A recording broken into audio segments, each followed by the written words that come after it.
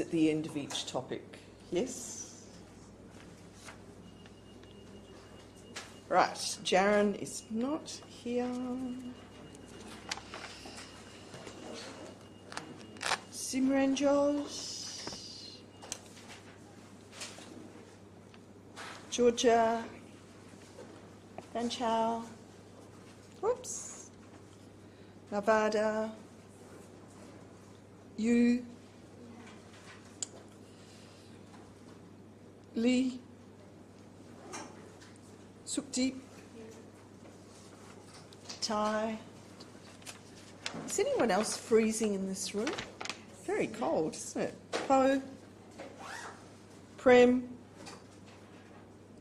Anne's not here. Rachel's not here. Manuela. Conchiria. Not here. Hinda. Oh, she's not come. Niharika. Esther. James. Yawin. No. And Shamila. No. All right. Well, Module 5.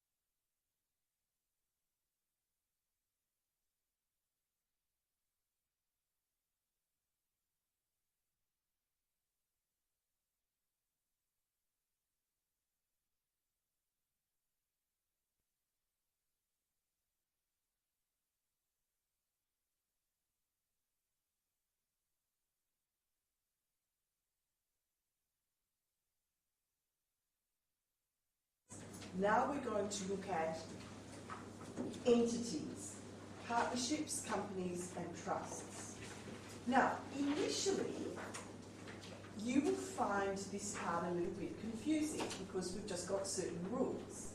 And the rules apply because of the nature of a partner. Oh, hang on. I wonder if they're trying to fix anything in there.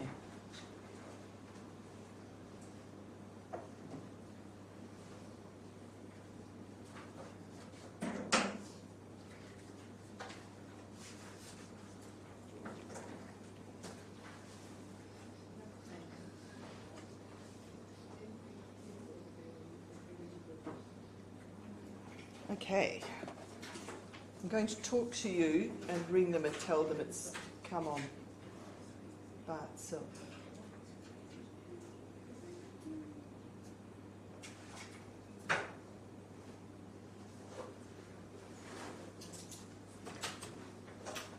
Welcome to the University. Please note your call may be recorded for coaching and administrative purposes. Your call has been prioritised. Oh, back on priority again. Okay, so what you need to do is understand why each entity has got different rules. And it's all to do with who the entity, what sort of entity it is. And then understand the rules that apply. And then do some questions. Now, after the exam, I think most of you will realise people who've done well will have actually done some of the questions at the end of each topic. Those of you who haven't, who didn't, will have struggled, okay? And you'll struggle with setting out and how to put it all together. This part of the course, when we first cover an entity, and I'll give you all these rules, and you go, oh my God. If you do the questions, you will actually find that once you've understood it, it becomes very mechanical. Everything has to slot into a certain place. Now, the only way you're going to get that is by doing the questions. Now, remember, you're supposed to do 10 hours a week in this unit. Okay? And I suspect no one is doing 10 hours a week. Okay? So, in the past, I've had students get 45 out of 50 for this part of the course. So you can, even if you haven't done well, you can turn it into quite a good mark. You have to do the questions. Okay? That's all there is to it. And you'll find, oh, every time I see a partner's salary, this is what I do. Every time I see interest on drawings, this is what I do. So once you understand why do we have those rules, you can then just put them to work. Trusts, there's always a big question on trusts. Again, very mechanical. Oh, Andrew, it's Colleen Mortimer from room 202177. I rang, yeah, it's just suddenly come on. Yeah, so I don't know what's happened, but it came on.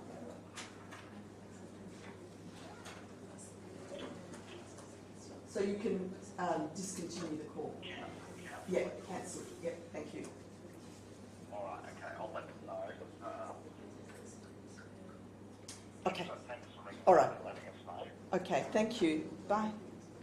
Okay, bye. Now, first thing is, a partnership is an entity. A partnership is two or more people. You need to know what is a partnership, and here we have a problem because we have the common law definition of a partnership, which I think it's in here.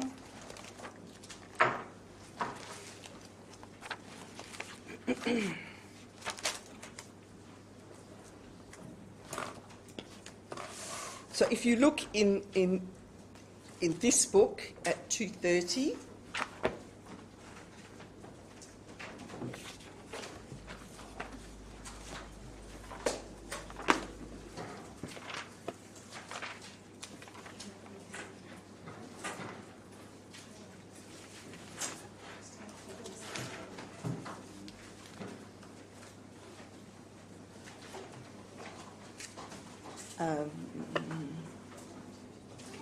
hello, I just rang through.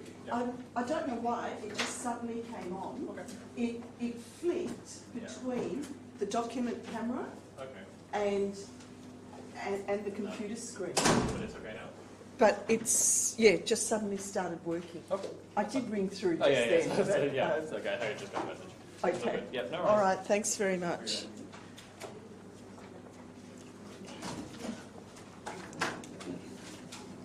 Now, in your book, you'll see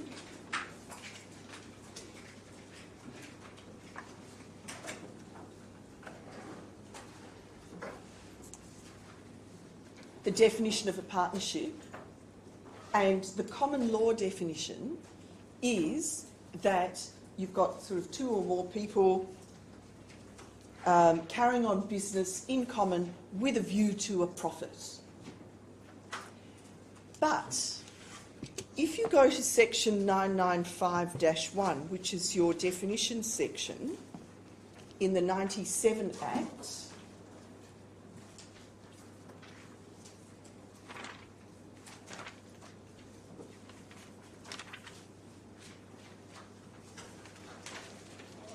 and look for the definition of a partnership,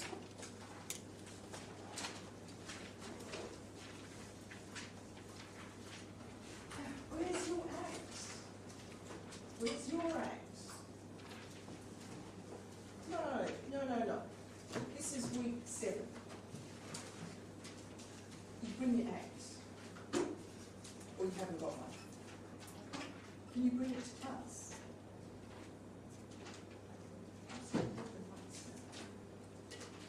Where's yours? Can you bring it?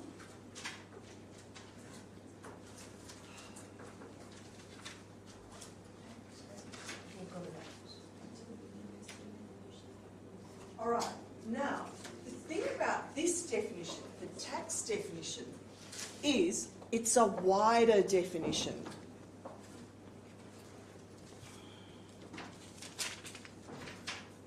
Oops, I've lost it.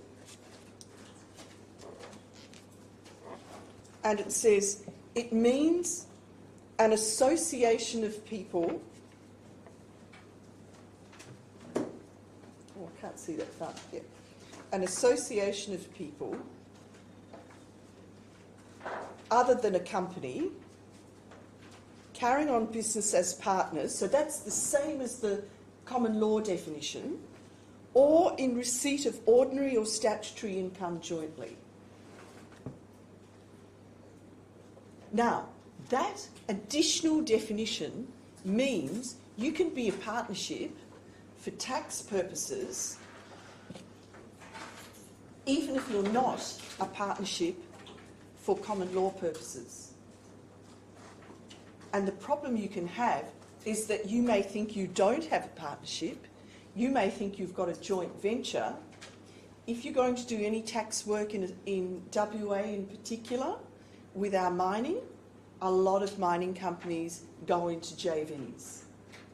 One company says, look, I've got this mining tenement, it's looking really promising, but we've run out of money to actually do further exploration or to start doing any actual work on the site. Another company comes in and says, we've got the mining equipment or the exploration equipment or the personnel, we can fund that side of it and we'll take a 50% stake or we'll take a 25% stake and we'll go in as a joint venture. When you're a joint venture, you're not pooling everything. But if you don't get it right, you can be a partnership. So if you're going to do any work in WA in particular, I suspect probably Queensland is similar. There's quite a bit of mining in South Australia. You want to know the difference. Okay? So that's our starting point. Are you a partnership? So if you have a husband and wife, this is a very common one you'll see, who own a rental property, because it's in joint names, they're a partnership for tax purposes. Okay? Now, what we then have is Section 36, the 36 Act. Go to Section 90.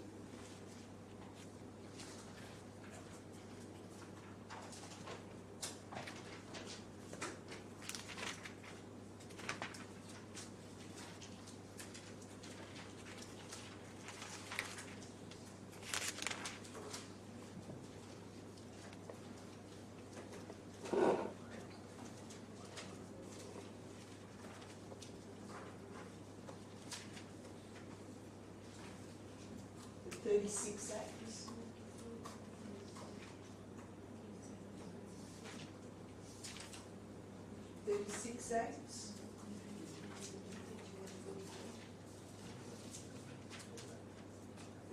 Act. Yep. You mean 36? Yep. Now, 36 Act deals with partnerships.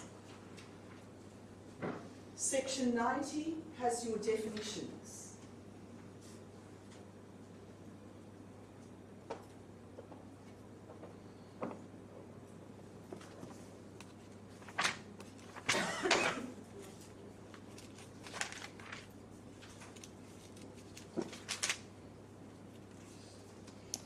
If you keep your hand in there and then go to page or to paragraph 16.210 in the back of the book.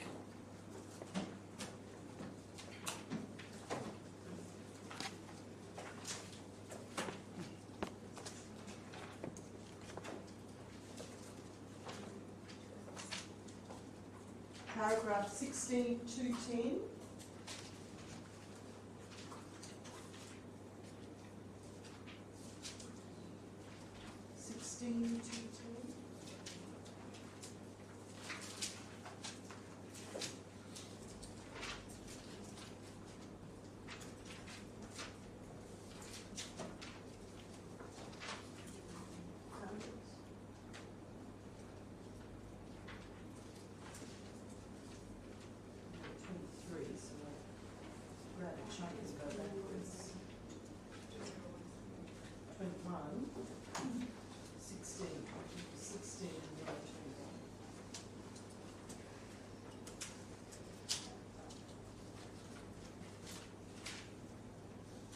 Everyone found it?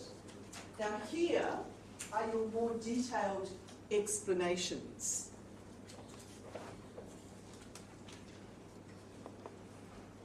Oops. Why have they got this on the end of the desk? Makes my life very difficult. Yeah. Someone hasn't thought about that, have I was going to say something very naughty, but I won't, unless I turn off the recording. Okay, so have a look through. Everybody found 16.210? Still a lot of leafing through books. Esther, you got it? Found it? Yep. Okay. So here are your explanations. This is what you should be reading through. Okay? Now, if we go back, so now we'll put something in there so we can... So I'm trying to get you to see now how what you need is in your book. And if we read the book for which you've paid $125, $20, okay, you might actually learn some things. All right, so section 90, we've got our definitions. Now, the first definition that is going to affect us is this definition here. In relation to a partnership is the assessable income calculated as if the taxpayer were a resident. So that means income from all sources. Now, we only do Australian sourced income, but if you were looking at a partnership and it had income from other countries, we would include that income as well.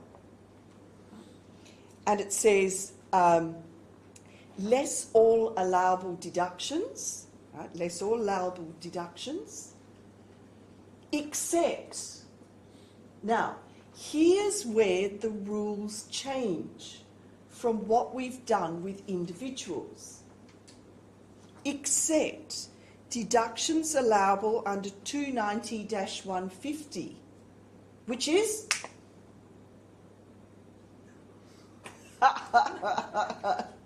You can't remember? Personal superannuation. Personal superannuation of the partners. Or Division 36, which is losses, carry forward losses. Now, here's the rationale behind it. A partnership is made up of the partners. So if Linda and I decide to start a partnership, we are the partners, right? Now, people can come to us physically and say, Linda, partnerships hasn't paid my bill, Colin's left the country, Linda, you pay the bill. So we are the partnership, all right? And that's why some of these rules exist. Now, think about that, because I'm going to explain salaries and things to you in a minute. So the first rule is that the income of the partnership does not, the deductions do not include our personal superannuation. Even if the partnership pays it, it is not a deduction of the partnership. The second rule is that it does not include carry forward losses. Now, there's a reason for that, and I'll come to that in just a minute. So if you look down, it says, and then the loss definition's up there, you can have a look. a partnership shall furnish a return of the income but shall not be liable to pay tax thereon. It is not the partnership that pays tax, it's each individual who will pay tax on his, her or its share of the partnership income. And now we come to the sort of operative bit. It says, the assessable income of a partner in a partnership shall include so much of the individual interest of the partner in the net income, blah, blah, blah, 92.2, subject to blah. If a partnership loss is incurred by the partnership, there shall be allowable as a deduction to a partner so much of the individual interest of the partner in that loss. So when the partnership makes a profit at the end of the year, you take your profit and you say, right, Linda, this is yours. Colleen, this is yours. Linda pays tax on it at her rate. I pay tax on it at my rate. I might have more income, I might have losses, whatever. That's it. Equally, when our partnership makes a loss, the loss goes out to Linda, the loss comes to me. If I've got other income, I offset it. Linda's got other income, she offsets it.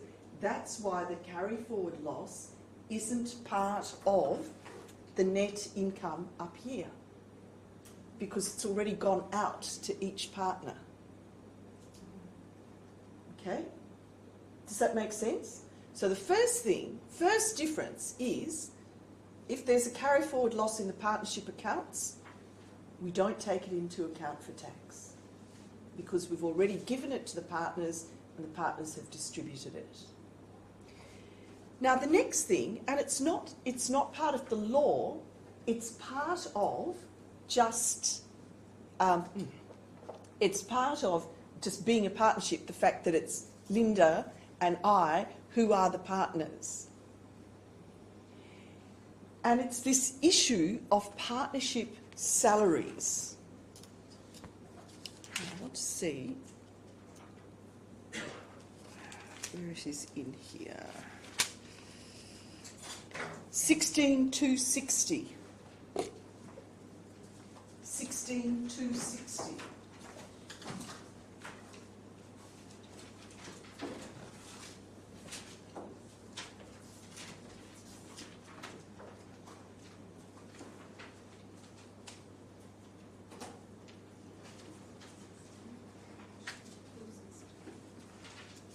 Now remember I said to you that Linda and I are the partners, and we've formed this 50-50 partnership. So this is it here, salaries and loans. You need to read this in your 10 hours, which by now is 50 hours because no one's done 10 hours a week.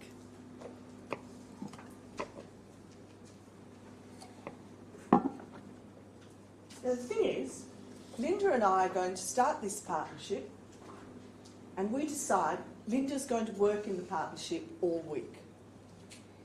I'll keep working at Curtin, so we've got some backup cash coming in. And then I'll step in and work on Saturdays, so Linda can have some time off. Now, do you think that if we did that, it would be fair at the end of the year to simply take our profit and split it 50-50? Cream.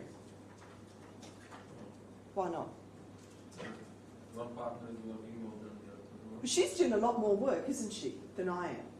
So it would be unfair to say half to Colleen and half to Linda. So how would we get around that?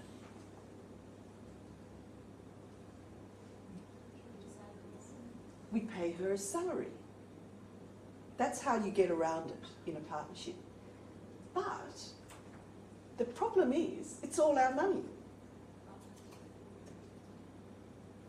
It's a bit like me today, when I finish class, I say, Colleen, you are magnificent. They got it today. And I go to my wallet and I take out $5 and I give myself $5. payment for the lecture. Am I $5 wealthier? No. $5 less in my wallet, $5 more in my hand, but the net wealth of Colleen Mortimer is exactly the same, isn't it? Similarly, we look at a partnership income. In the end, it's still our income, right?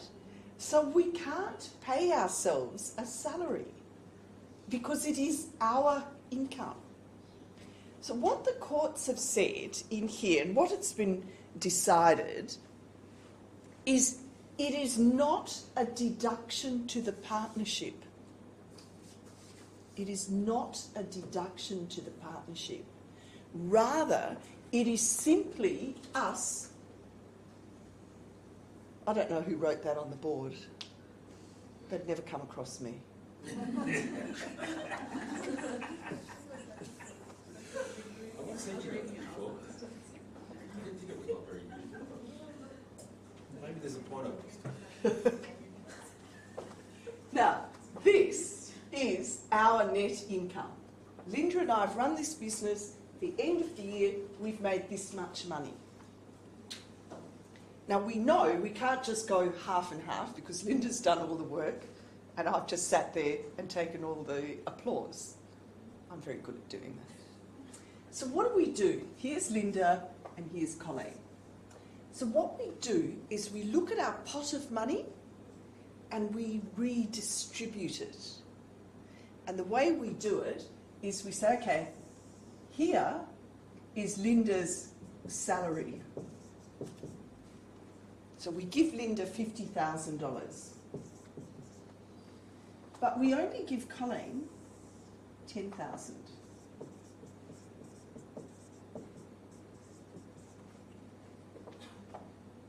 Can you see? That down. Oh, please go to the thing. Oh, no, it's gone completely. No, we have life. Okay. All right, so we give each other a small... Now, similarly, obviously, we've both put capital into the business, right? So we might charge the business interest on our capital. So we take that. That'll be the same because we're 50-50 partners. So interest on capital.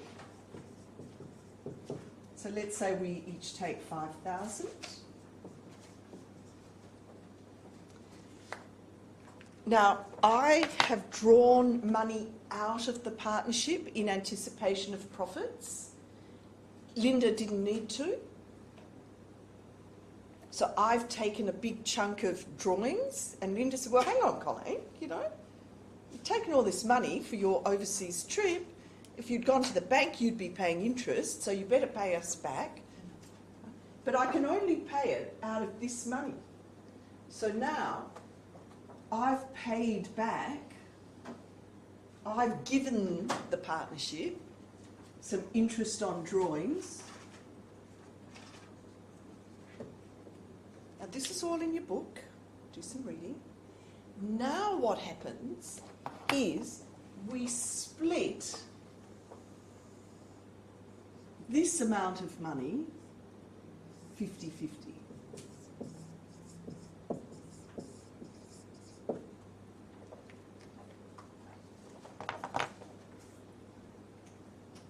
So we can't pay, the partnership can't pay us our, and therefore get a deduction for our own money.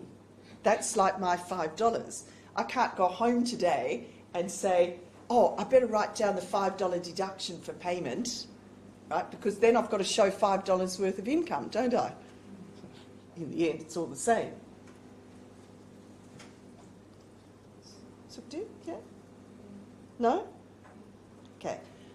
Same thing. We can't, the partnership can't claim a deduction. All we do is once we get our net income, we distribute it this way. So now, let's look at this question.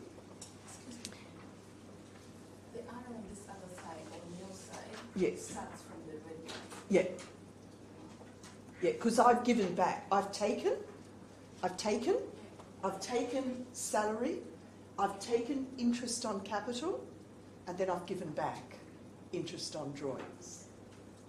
Right, so I took 20, I took 10, I took 5, and I gave back 1. Okay, or 2, whatever. So let's look. Now, I've got to tell you this.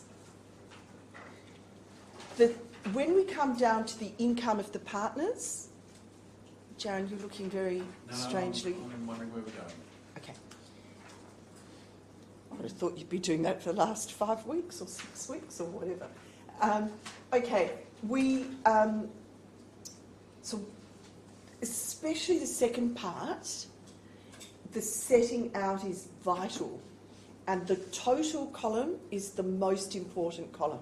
So I'm setting you on the road here slowly so that by the time we finish today, you will be able to answer these questions and you'll just know how we're going to set them up. Okay? And if this room doesn't warm up, I need to go home because I'm losing blood in my fingers. They're actually going white. Okay, let's get going. So now we've got sales, interest from the bank, interest on drawings, operating expenses, interest on capital, staff salaries, partners' salaries. Right, first of all, we're going to have interest over here, deductions over here. So let's start with that, and I'll come around. Again, if you've got pencils, I suggest you use pencils.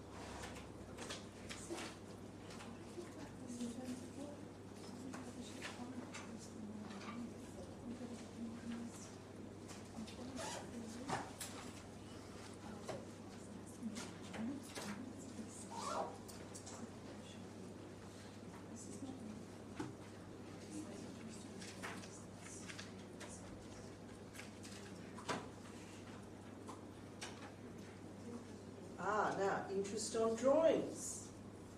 Can you pay yourself money? No, you can't. So what are your sales? 190? Yeah. Bank interest, that's ordinary income, isn't it? Now, why are you excluding the interest on drawings? Remember, you have to give me a reason.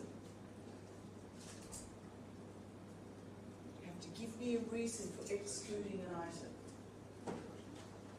And the reason is, now, here you go. This is part of the do 5 of these questions and you will get every partnership question 100% correct. You've got your notes either. Those notes. Interest on drawings, not partnership income. That is your reason. It is not partnership income.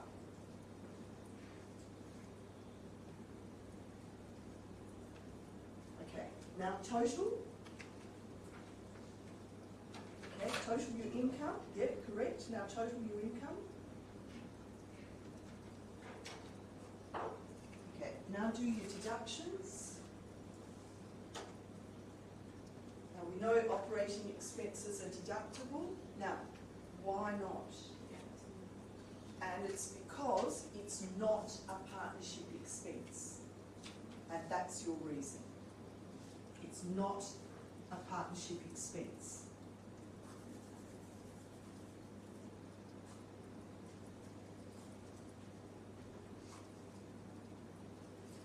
So interest on capital, not a partnership expense.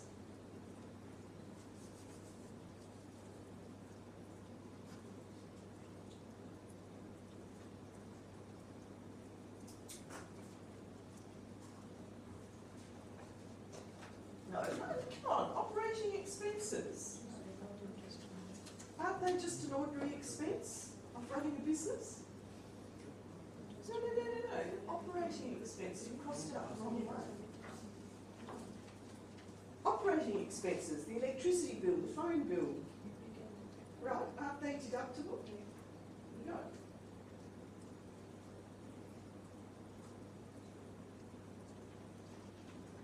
Now, where's your other page? Okay, now. No, you can't go there until we've gone here. No.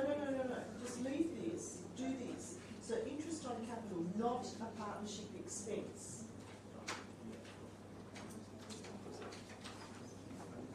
Now what about the partner's salaries? Not a partnership expense. Give me a reason. Right? You don't give me a reason, I don't give you a mark. It's as simple as that.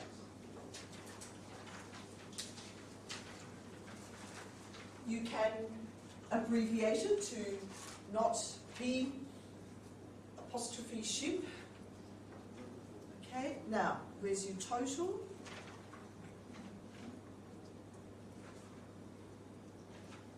Okay, 100,000. Okay, and then 100 from 190, what's your net income?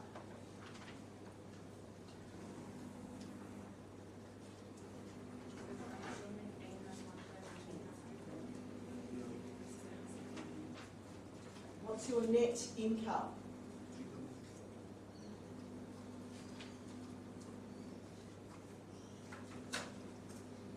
Well, now, look at 190. Where was I looking? Look at 190. No, two in total.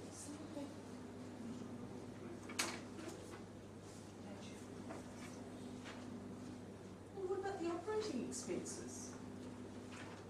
Operating expenses, phone, electricity, buying your materials, isn't that a deduction for your business? Yeah. So that they're selling whatever it is. Okay, now, so what's our net income? How much? 135? Wait, everybody got 135?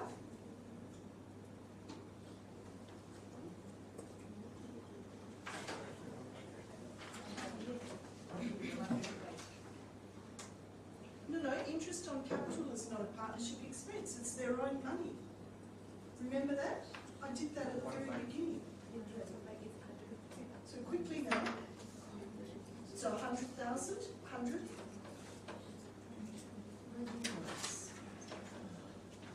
Net income, 135. Now, the thing is, we know it's a 1/3, 2/3 partnership, right? But how do we distribute it? We don't just go 1/3 to this person, 2/3 to that person. So the first step, now, on your next page, now this is where, even if you got your net income wrong, you can pick up full marks for the rest of it. This is why I want you to do these questions, okay? Right, first thing is, how much did each of them take as salary? So under A and B, you put in whatever each person took as a salary.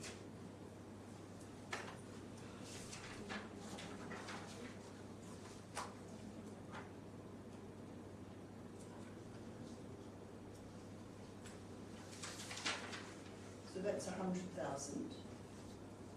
Partners' salaries are not deductible. You can't pay yourself a salary. So following on from this, right, we're going to give salary here, but the most important line, total. So everybody got a net income of 135. Yes? Yes? Yes? Yep. Okay. This is where it becomes really important. Step 1, partner's salary to A, partner's salary to B, and then total of the salaries. That's your first line. Okay, so 30, 10, 42. 42.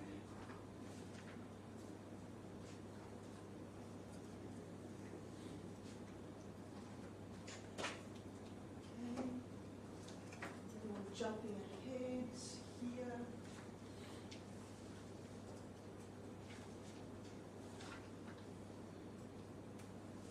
Okay, now, how much interest on capital did each of them get? Read the question. How much interest on capital did each one get?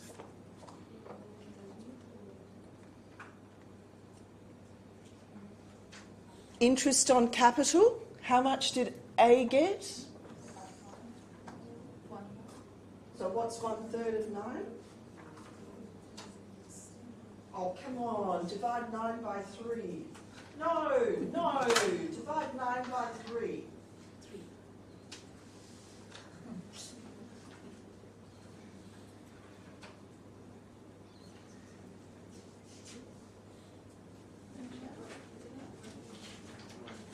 Okay, now get a total. So what we've now done is we've given each of them their salaries, we've given each of them their interest on drawings. Get a total. Get a total. Jared? Look, stop worrying about the children. Tie them up. I told you this last week. Tie them up with a Game Boy or something.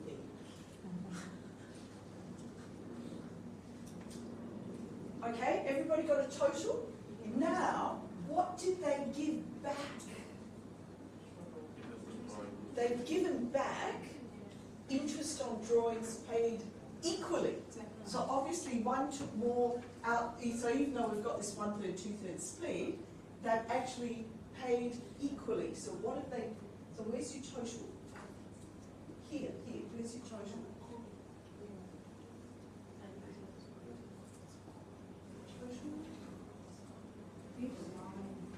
So you know what you're doing. I don't know what they teach accounting students anymore.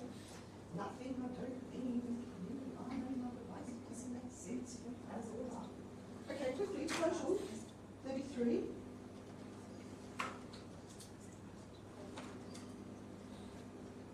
All right, everyone got a total. Now, what did they give back?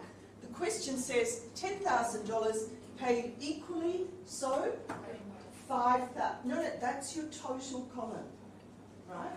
That's what they've paid. They've paid the 10,000 equally. So how much is that? What's half of 10? 5. 5,000 each. Okay, now that comes down to, yeah, 5,000. What does it come down to? Okay, where are your totals? Your total column is the most important column.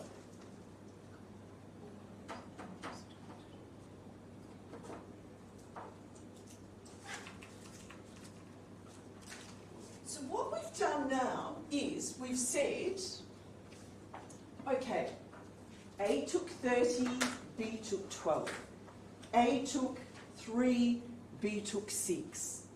A gave back 5, B gave back 5. Right? Where are we at now? So they've taken, so, no. I need your totals here. 33. No, 33. Because we've got to work out how much each of them. Here, 30 plus 3 is 33.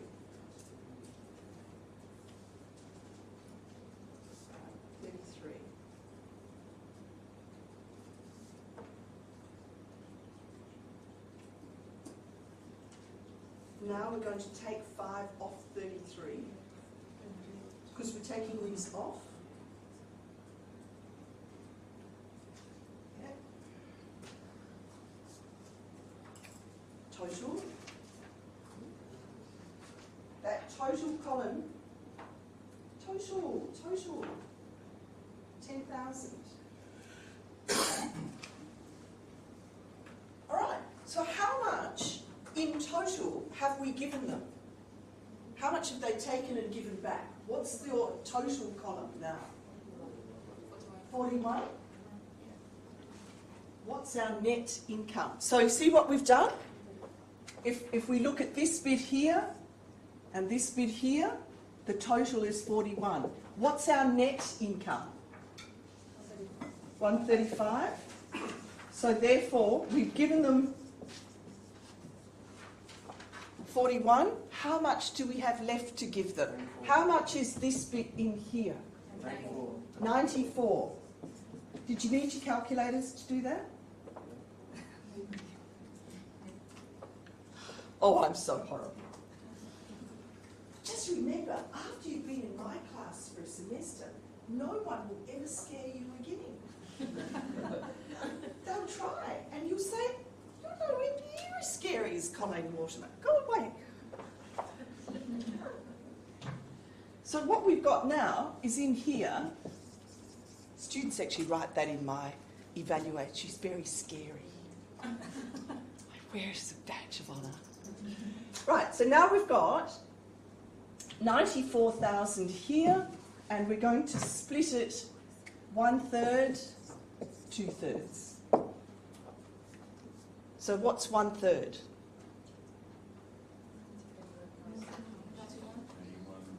31. Well, you need to know it all. You need to know the correct figure.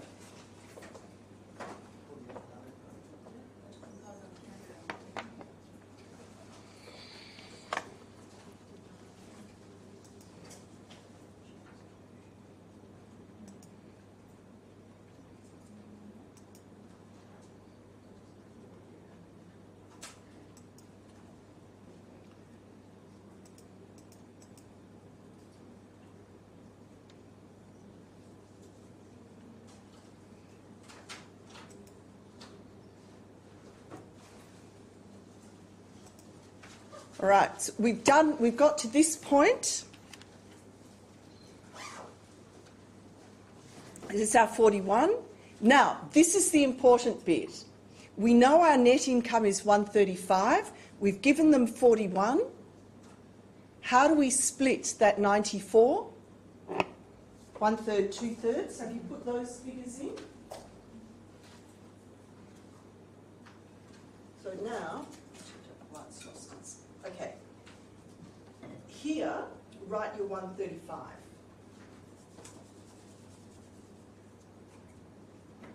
Maybe I'll just show it to you here, and then when we come to the... So here's the 135. Here's the 41 that we've already given. So we've got to give the 94. We split the 94, 1/3, 2/3.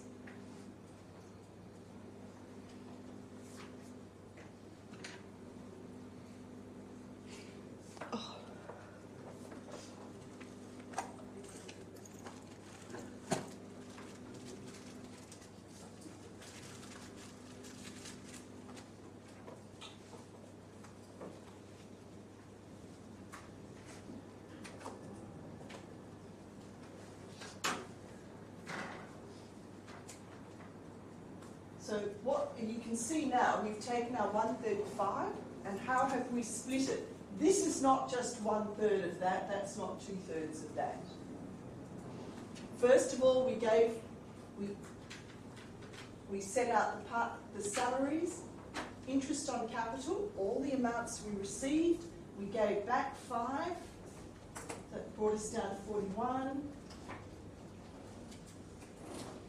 Difference between between 41 and 135 is 94, and we split that 1/3, 2/3.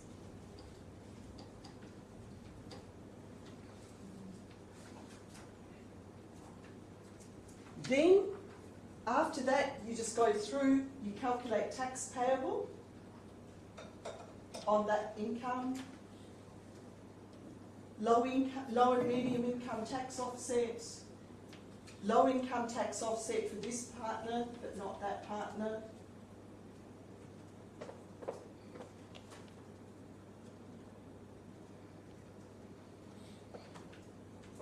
Now, can you see how mechanical it is?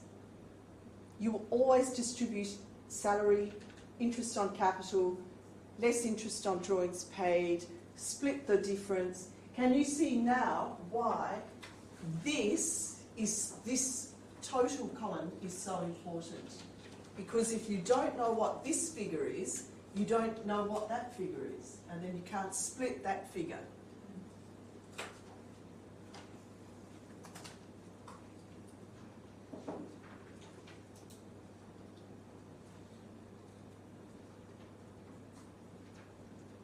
Does that make sense, what we've done? Yeah.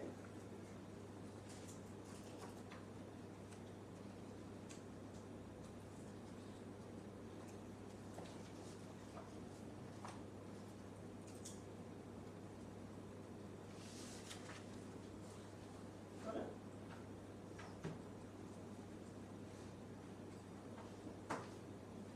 So you can see how important that total column is. Without it, you don't know what this figure is, and then you can't work that figure out.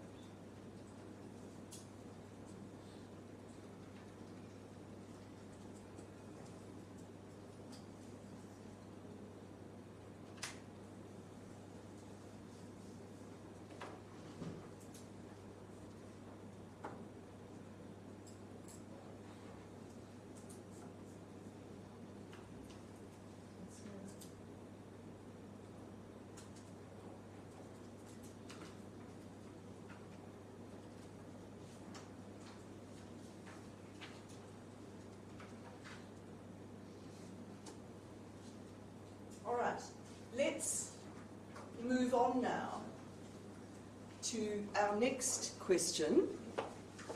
The rest of it you can sort out when you look at the answers.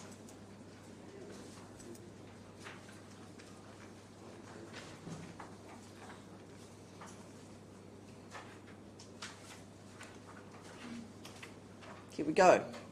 Now, you should be able to work this one out a bit quicker than the last one, but we've got something different in this question, and that is that we've got partners' salaries. Superannuation. To work.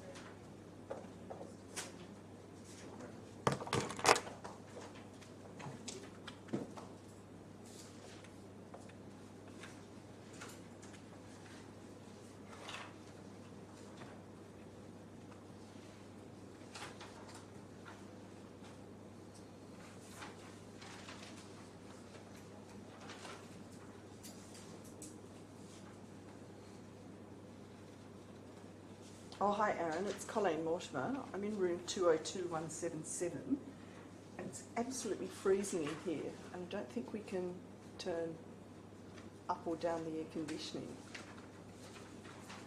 170088D. Okay, do you think someone can come down now and look at it? Okay. All right, thank you. Bye.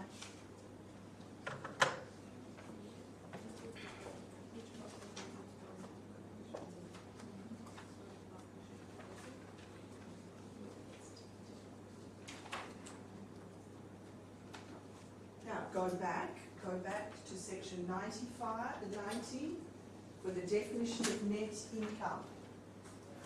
Section 90 from the 36 Act.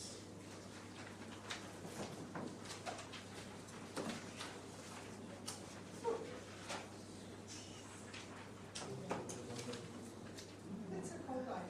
Yes, just turn it off.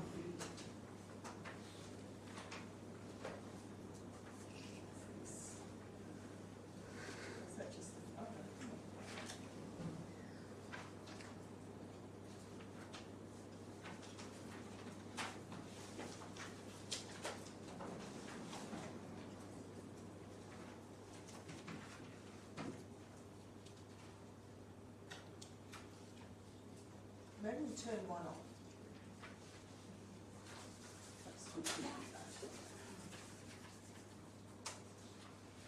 Now, how's our net income going? What is the definition of net income?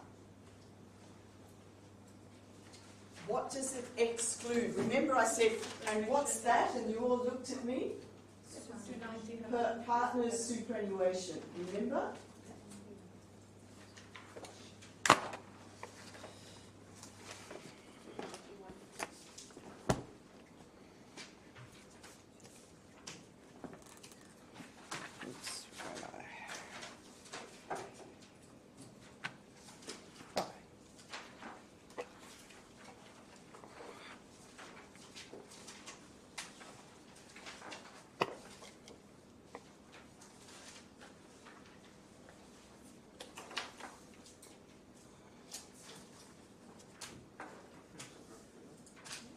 Except deductions allowable under section 290(150) or division 36.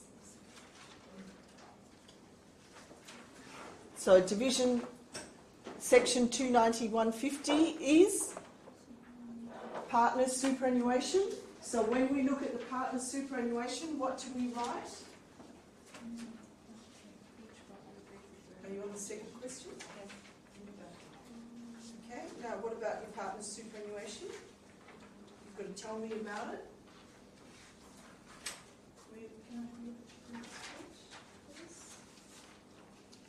Okay, what about partner's superannuation? You've just ignored it. You've just lost a mark.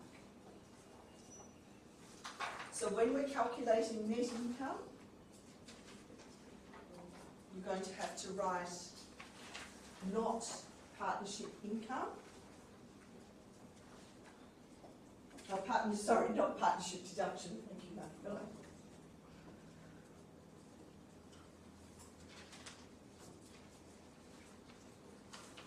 So this one's pretty easy, isn't it? Because we've actually not changed our net income, but our calculation to get there.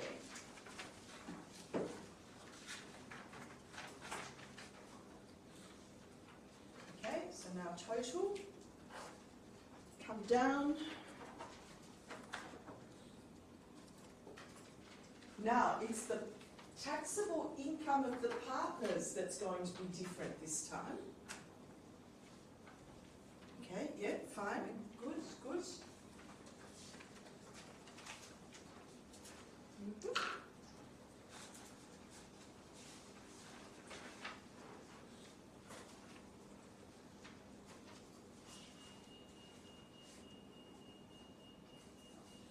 No, superannuation doesn't come into it.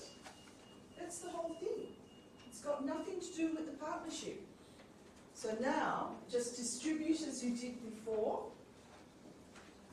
Because you're told, we haven't taken it into account. So how can you take it off?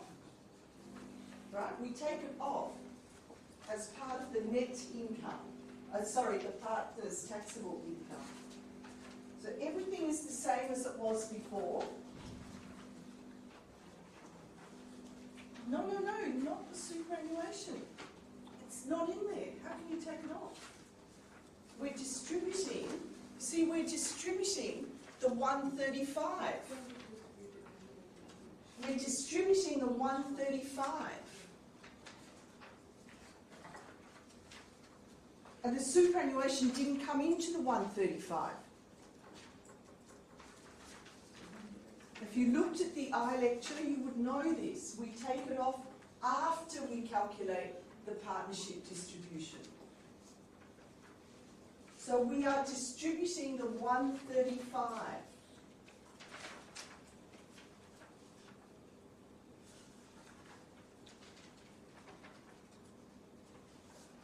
So the net income is still 135. So you need that down here. And the difference between 135 and 40 is the 94. We're going to split that as we did before. So this bit's exactly the same as we did the last time. Exactly the same.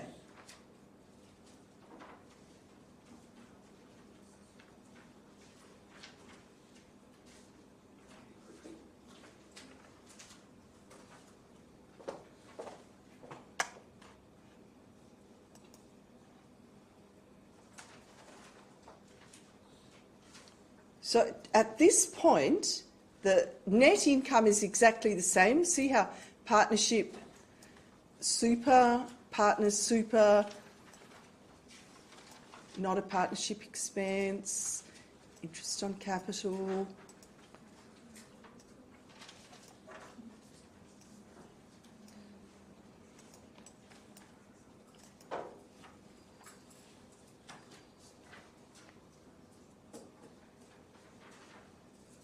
All this is exactly the same.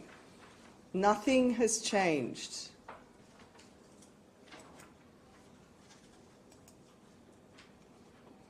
Oh, it would help if I...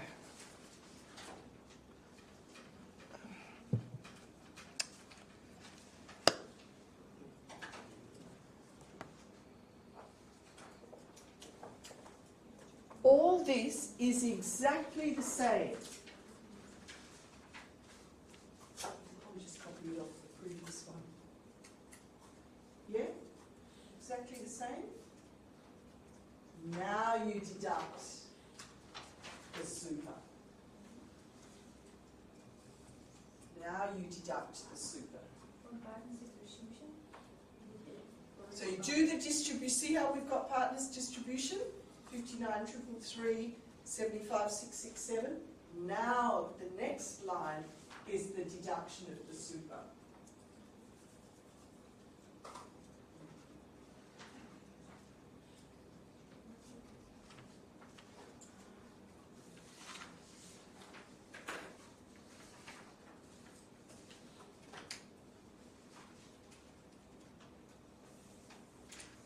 So the question tells you 9.5% paid on each salary. So how much salary did A get? How much salary did B get?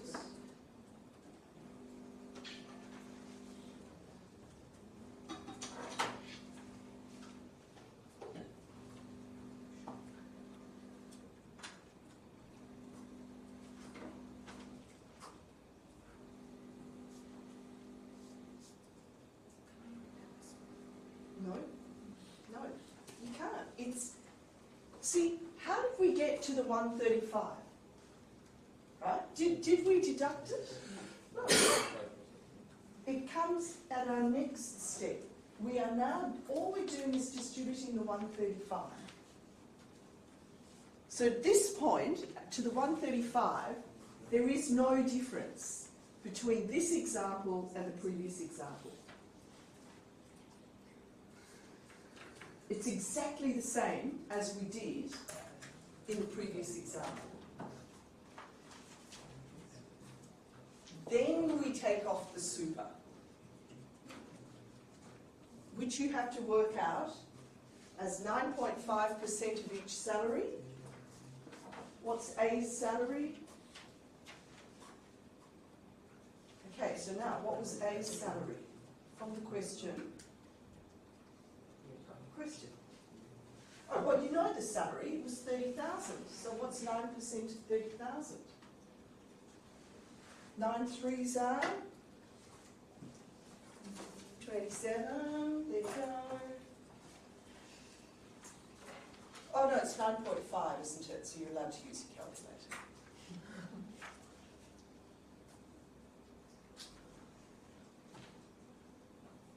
Okay, once you get to the 135, we don't need to worry about our totals anymore. Okay, so quickly, 9.5. 9.5 of 30,000.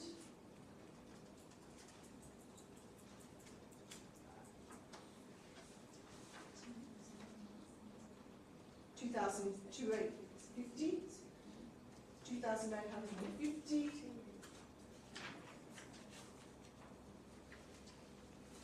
So what's your taxable income? Yeah, one more, come on, quick, next one, hurry, hurry. And then we're going to calculate tax payable, low and medium income tax offset, if applicable.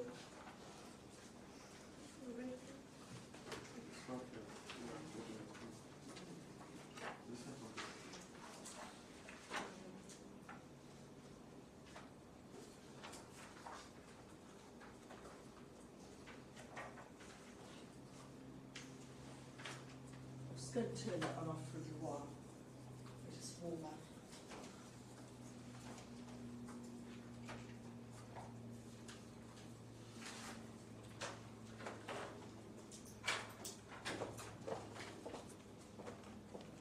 So let's just look at what we've done in total. There's our 135. Once you distribute the 135, our total column is no longer applicable.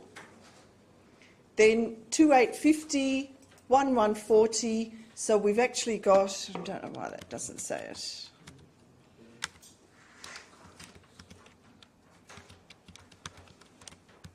So our taxable income for each partner, A's got 56,430, B's got 74,524. And then we just work out tax, low income, low and medium income, net tax payable.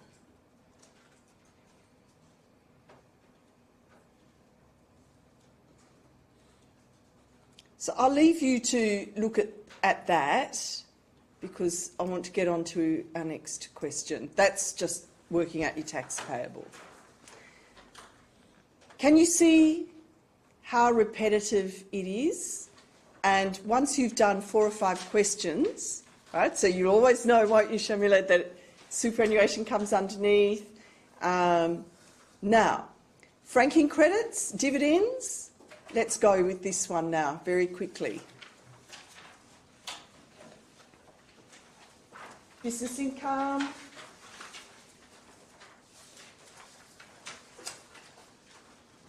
Now you'll see I've stopped giving you writing everything in. You're going to have to start writing this in, much as you would if it's the exam.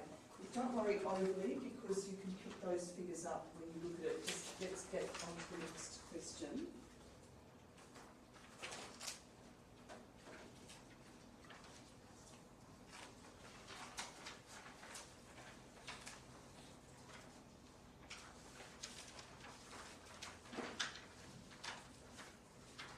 I'll leave the question up for you.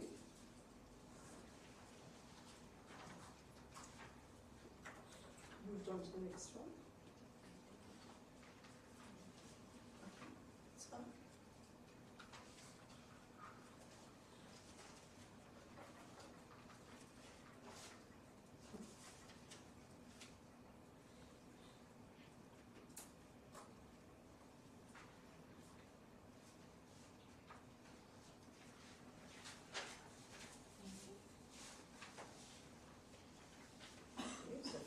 Dividends are income of the partnership.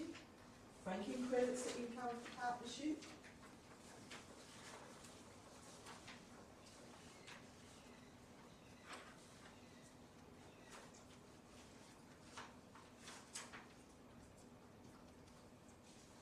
And then we're just going to take off our expenses.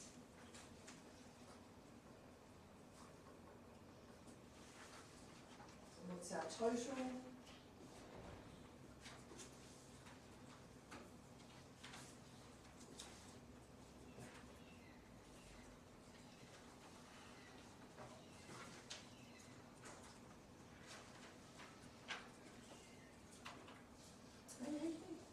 Throwing away marks.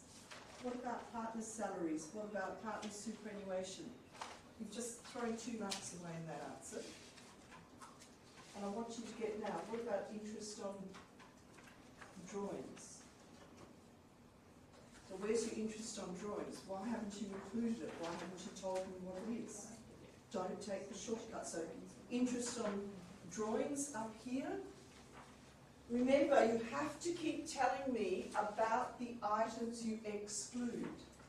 I want to know, do you know why it's not in there?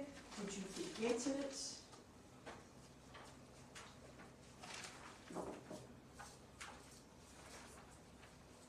As I say, you could just write not P apostrophe ship, income,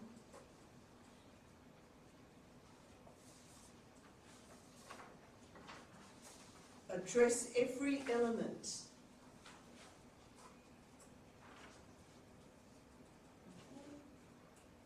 Partner salaries, why not? Because they're not a partnership expense.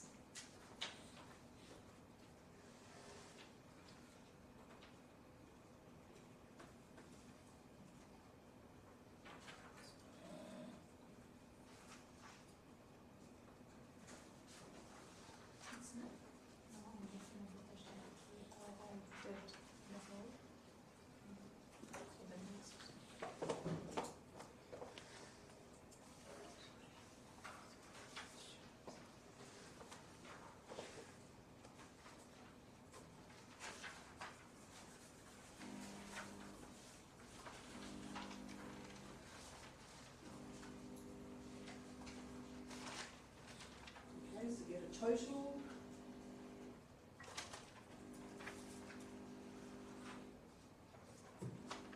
So now your net income is different.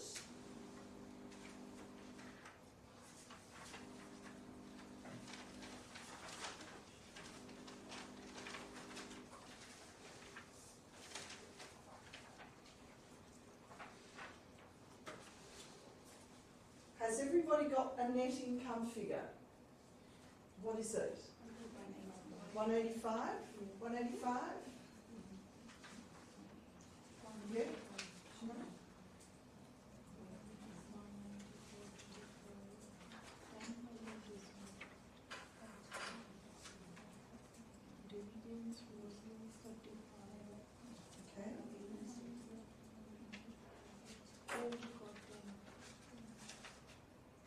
Hang on. How much is your dividend? 35. And what are your franking credits? You've got them around the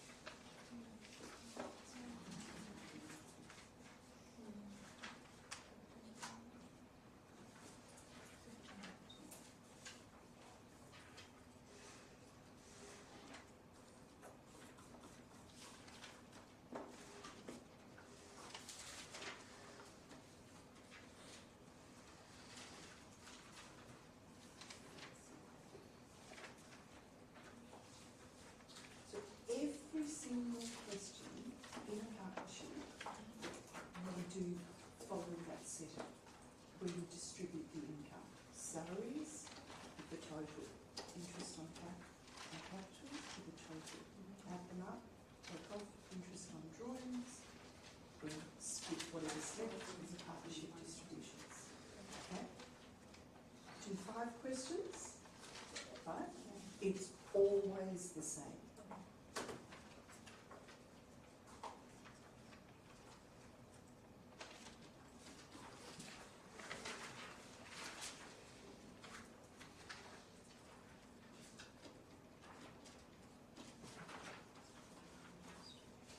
Okay, so total.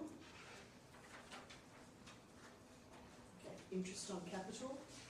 Int cap. Quick, we've got time to keep that to the here. 3,000, 6,000, 9,000.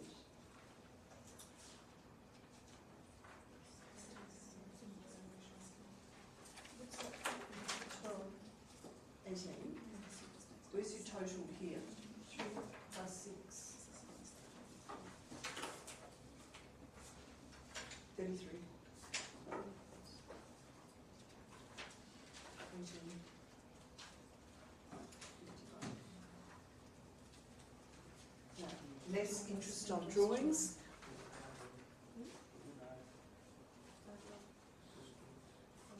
5,000, 5,000. 10,000.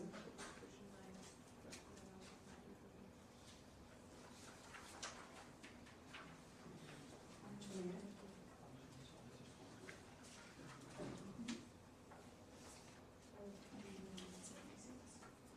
Okay, now, what's your total? 185? Okay, what's the difference? Split the difference. Okay, so now you've got your 185. Take 41.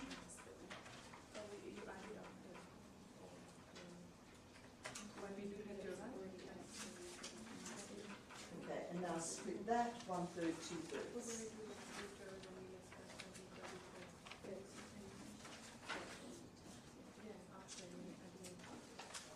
Okay, now take off your super.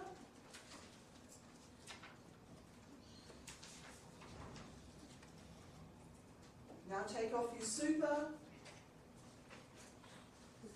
Okay, so do your distribution, so your 185. Here's your 185 down here. What's the difference between 185 and 41?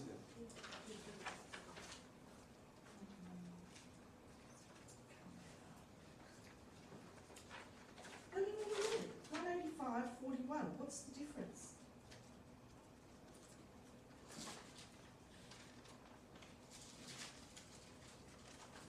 Now split it 1/3, 2/3. 5 by 3. Times 2.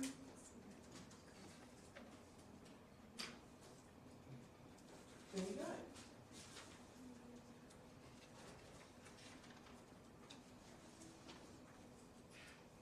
Take off super, excellent.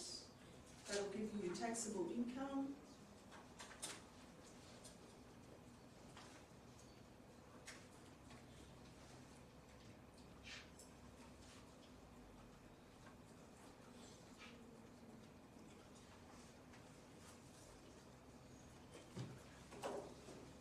Then when you've got your taxable income, calculate tax on taxable income.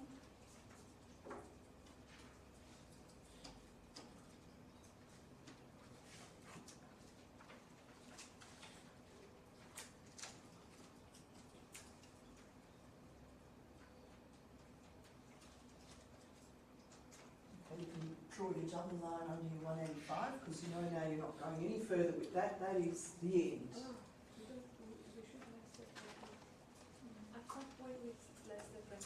Well, when did you do it in topics 1 to 4? So each one of them 15,000 or? Well, what's their share Oh, so they, okay. So now we can in their partnership shares? Okay, so if they're into the.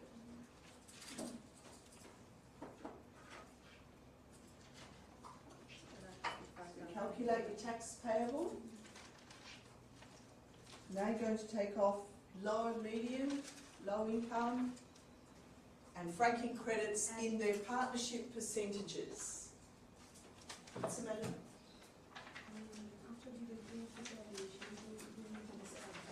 No, you've already, see, here are your franking credits in calculation. calculating your 185, your franking credits are already there, aren't they? You don't have to add them again. Well, when, in topic 1, when did we deduct franking credits?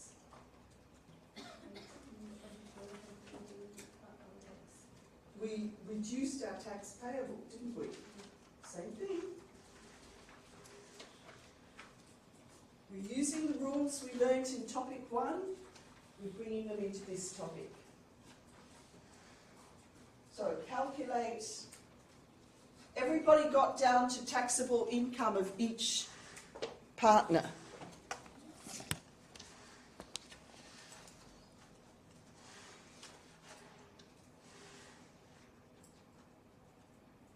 Everybody got taxable income of 73,150? 107,860? Yep, excellent.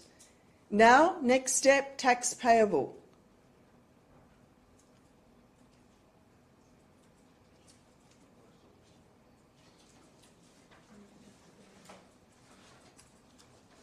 What's tax payable on 73,150? 15,320. Okay, put your tax payable in.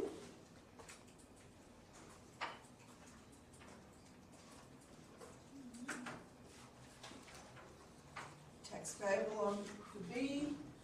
Then we're going to take off low and medium. Sorry.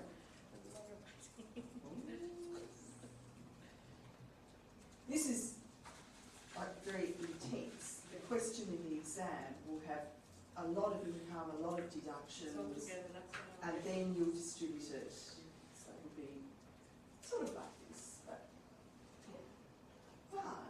it's mechanical. Can you see how mechanical this is? So once you've got it, every single line item, make sure you address it. It is income, or it's not, and if it's not, why am I excluding it? No shortcuts. So you've started with the shortcuts already. And, as I showed you, you threw away 3 marks in that question. Oh, 4, because I think you left off the super as well. Difference between distinction.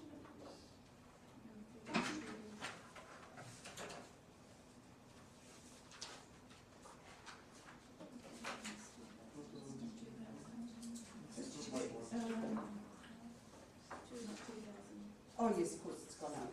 Yeah. It's fine. No, not equal, because one person's got a 1/3 interest, one's got a 2/3 interest. So you can't split the dividend, the franking credits equally. You have to split them 1/3, 2/3.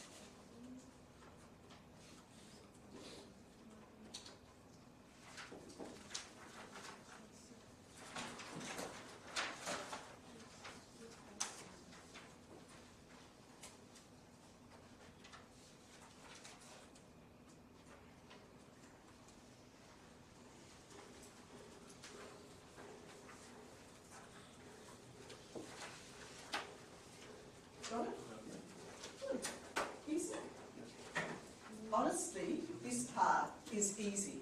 Once, just get into the swing of giving me reasons for excluding things. All right, so here we go.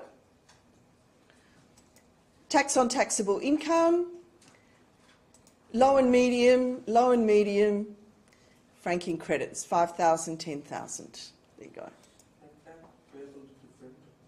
Hmm? Answer.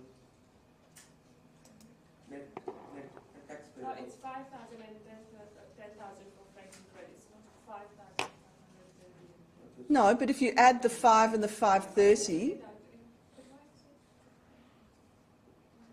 the franking credit's 5,000, Yeah, sorry, I did not see. the low and medium's 530.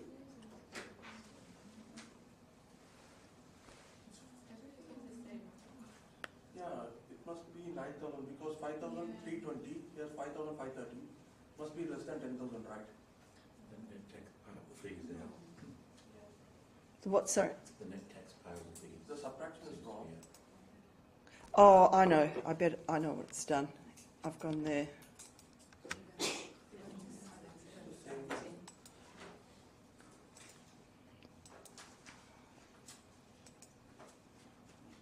Is that right?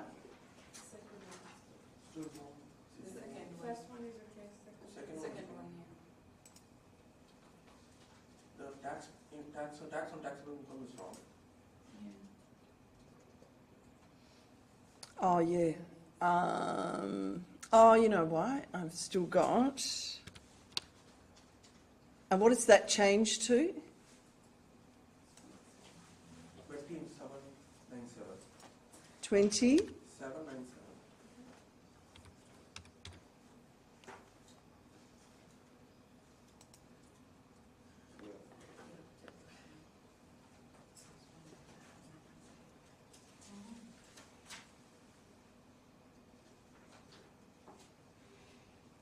So can you see we did franking credits in Module 1, in Topic 1, following the same rules. It reduces your tax payable. You'd always do your low and medium first, your non-refundables first, so you're left with your refundable credits. All right, now we've got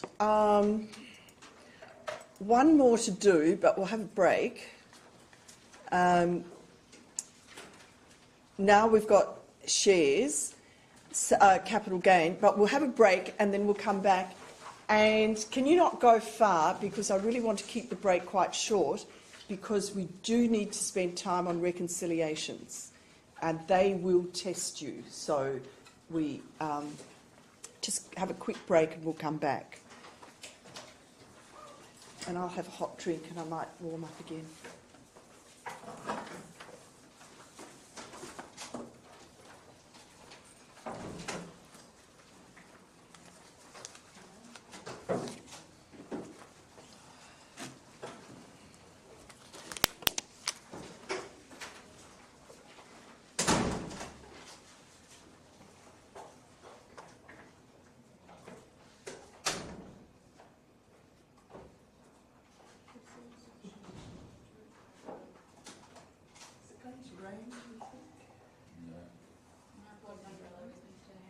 Sorry?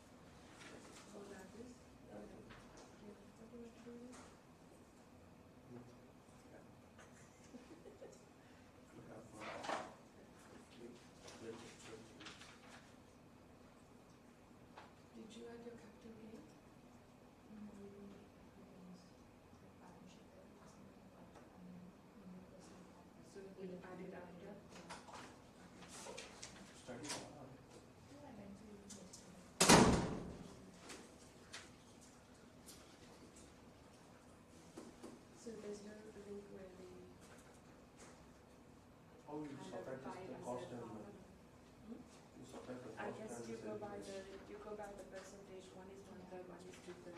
You keep going with the ratio. The ratio, you know, one partnership, it says 1/3, 1 2/3. Yeah. And then you keep going with the ratio. Everything came out with it. partners issue 1. What's that? Sale of shares capital gain. That is correct.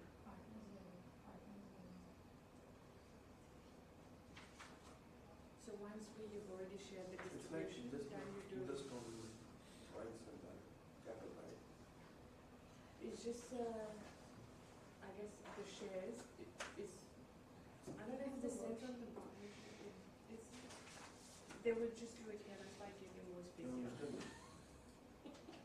You gave me more space here to write it. James, I don't know. There's more space there to write it. No space. Wow. What's the difference? I need to go to management. I fell asleep yesterday. I'm so tired. I hate working for lazy people.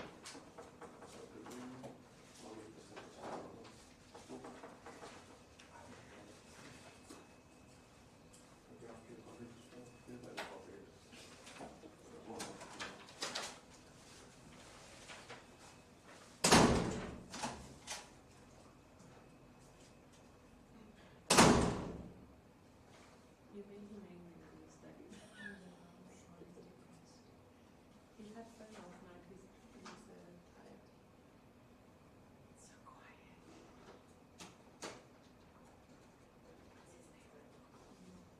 Hello, Frank. How are you doing? He was so quiet. After that test, I have no words to say.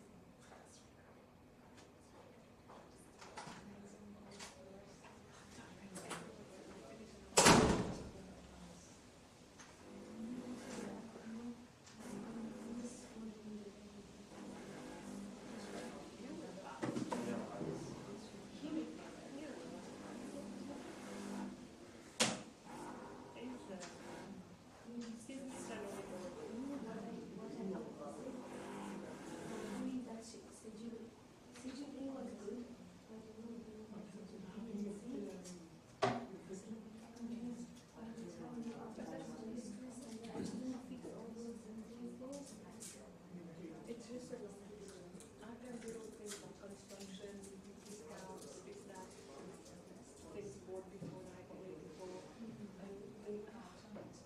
but it's only for active asset or something, otherwise it's just yeah, the first question is on active basis. So what basically what we have to do is It's just your income, it's when you issue the invoice, it's not when you receive the cash. does it affect on tax? It will, because the total income will change. And what I have done, I just whatever we have done, most of the time we bring on cash basis, I just do everything. No, she didn't say but I think I was already she wanted that.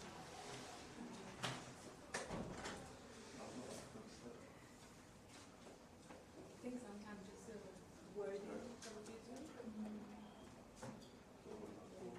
I did a mistake there, so I took the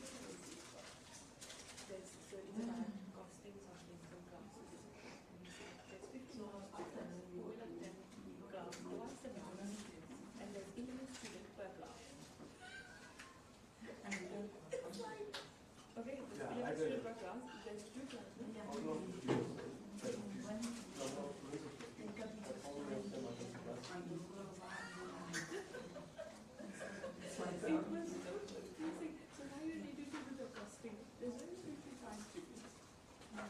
Yeah, there's twice. But there's 11 paragraphs. Yeah. That means like, It's like last semester financial analysis class. 2 of them were last. and I think everyone asked me a question. They asked a question, do you like doctor in this? PhD, you know, I got asked this, like, I know what but the thing is, it's just the learning of these people. And I don't manage the rest of there's 5 classes for each and one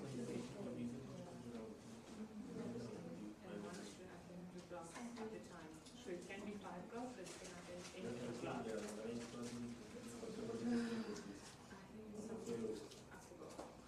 Profit management accounting and undergraduate is the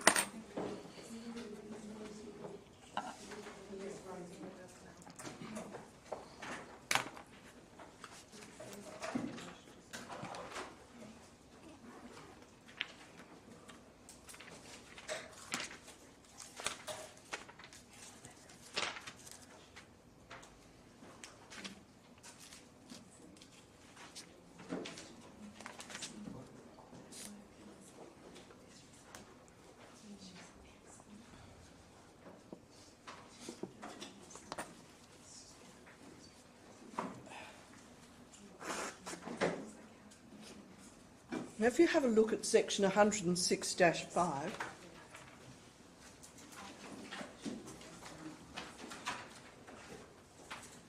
of the 97 Act,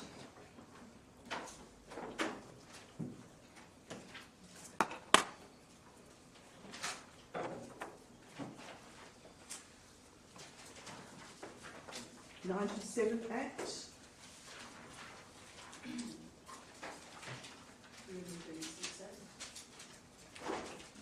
97 Act.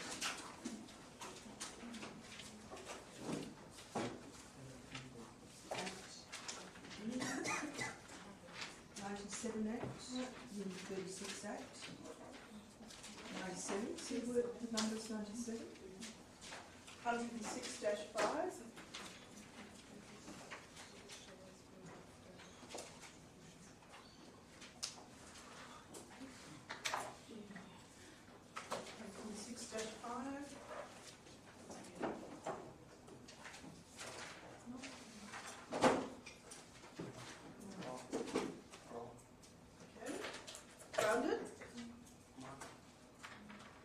any capital gain or capital loss from a CGT event happening in respect of a partnership or one of its CGT assets is made by the partners individually.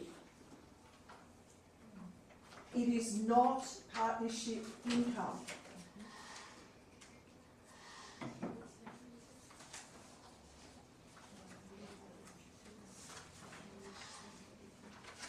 Now,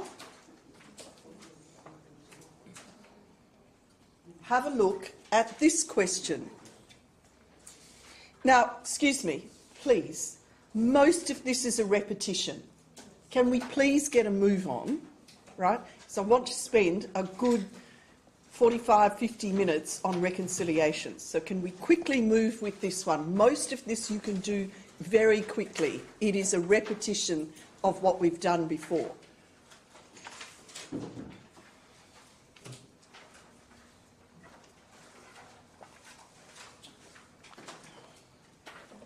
So what are your sales? What's your interest? Interest on drawings.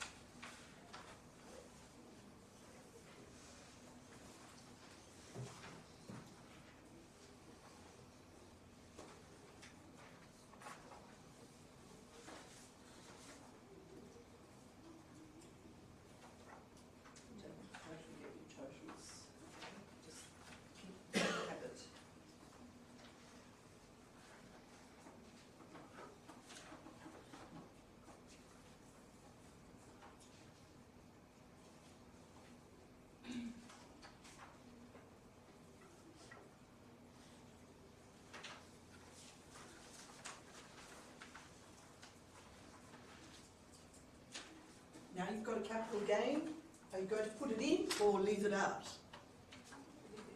And if you're going to leave it out, why?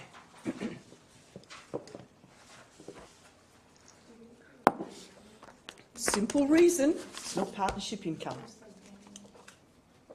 Or if you're good, you could say 106-50, dash 5. 106-5.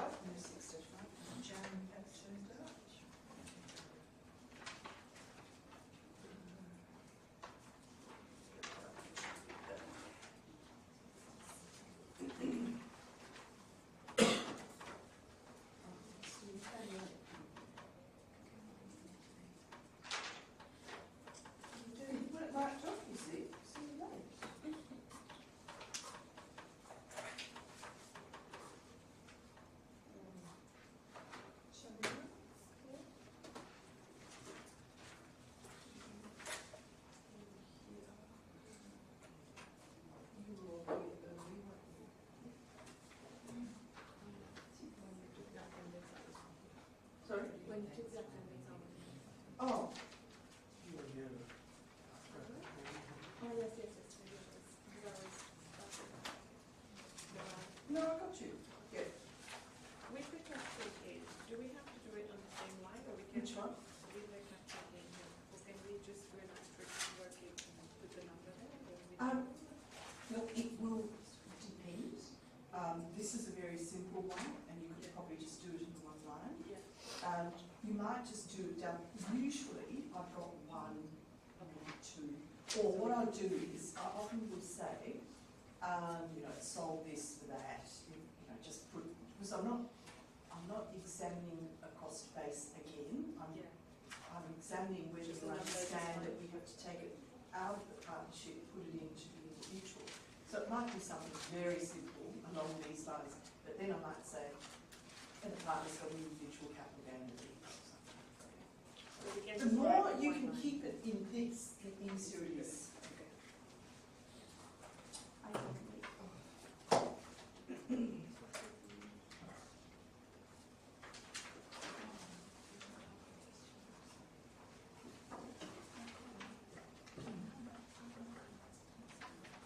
Sorry?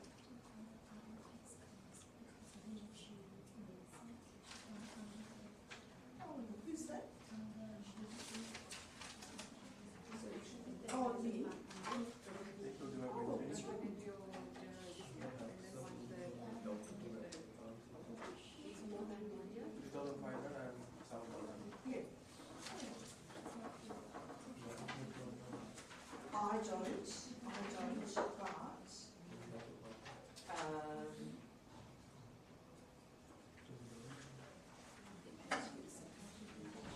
Kylie has a class on Thursday, 50%. 402217, 217 on Thursdays, from 10 to 1. For Carl has 402320, but that's from 6 till 9.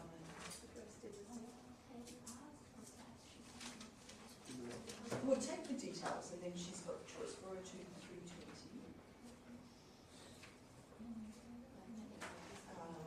Wednesday, 6 till 9.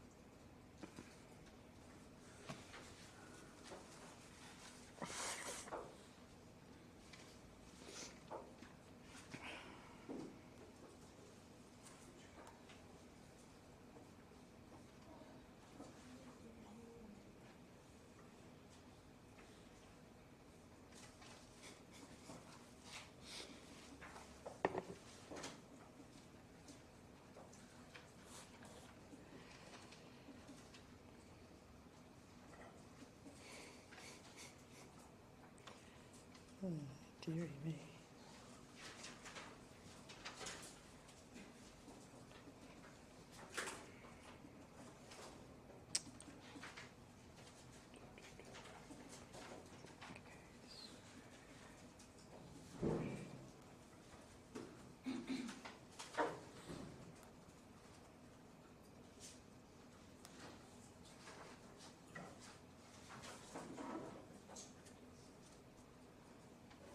Oh,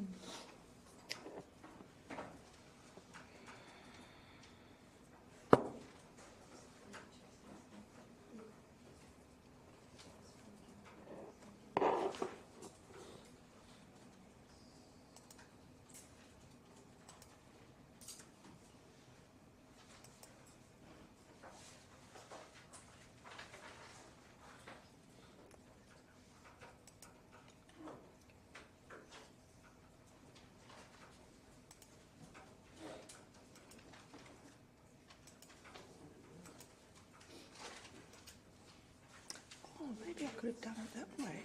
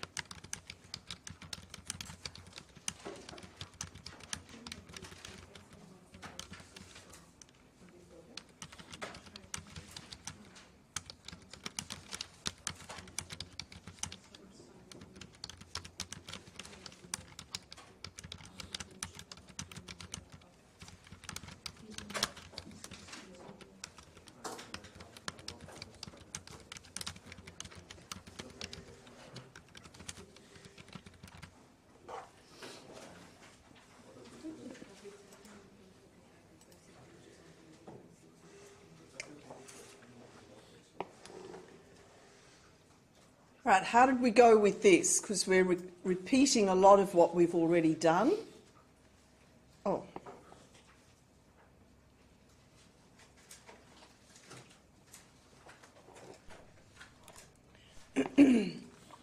Now, the thing to remember here is to give me reasons for excluding items. So we start with our sales, interest on drawings, not partnership income, capital gain, deal with at partner level, dividends, franking credits, operating expenses, and then everything the same that we've done before. So our taxable income, our net income is still 185. And then we go into partners' salaries, interest on capital, interest on drawings. Then we split our 185. Now, I can't stress enough that this particular calculation you will do for every partnership question. There will be a partnership question in the exam. There's no doubt about that. Now, most of the time, let me tell you how I mark this. 2, 2, 2 and 2. You pick up 8 marks if you get that right. And the old expression, it's money for jam. So get used to doing that. No shortcuts. And you'll do really well. Then we split the capital gain.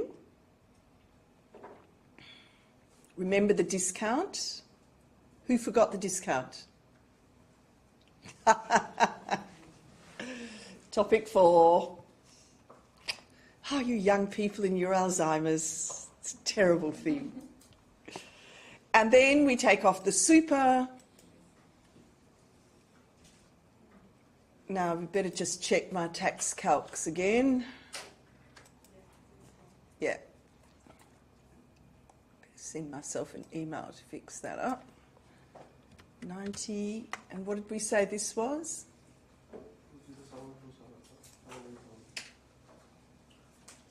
20? Oh, hang on.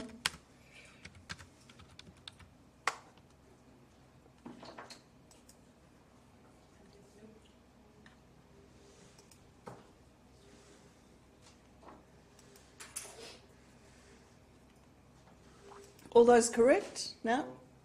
No?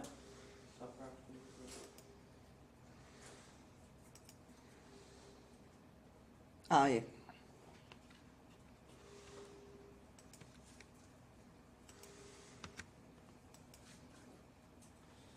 Yeah? Oh, is that? I thought I checked. Oh, all right.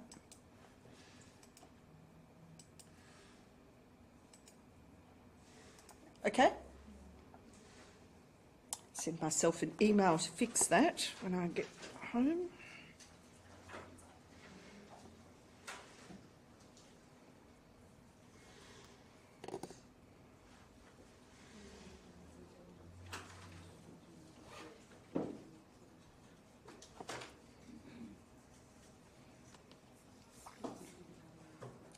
Any questions on that one?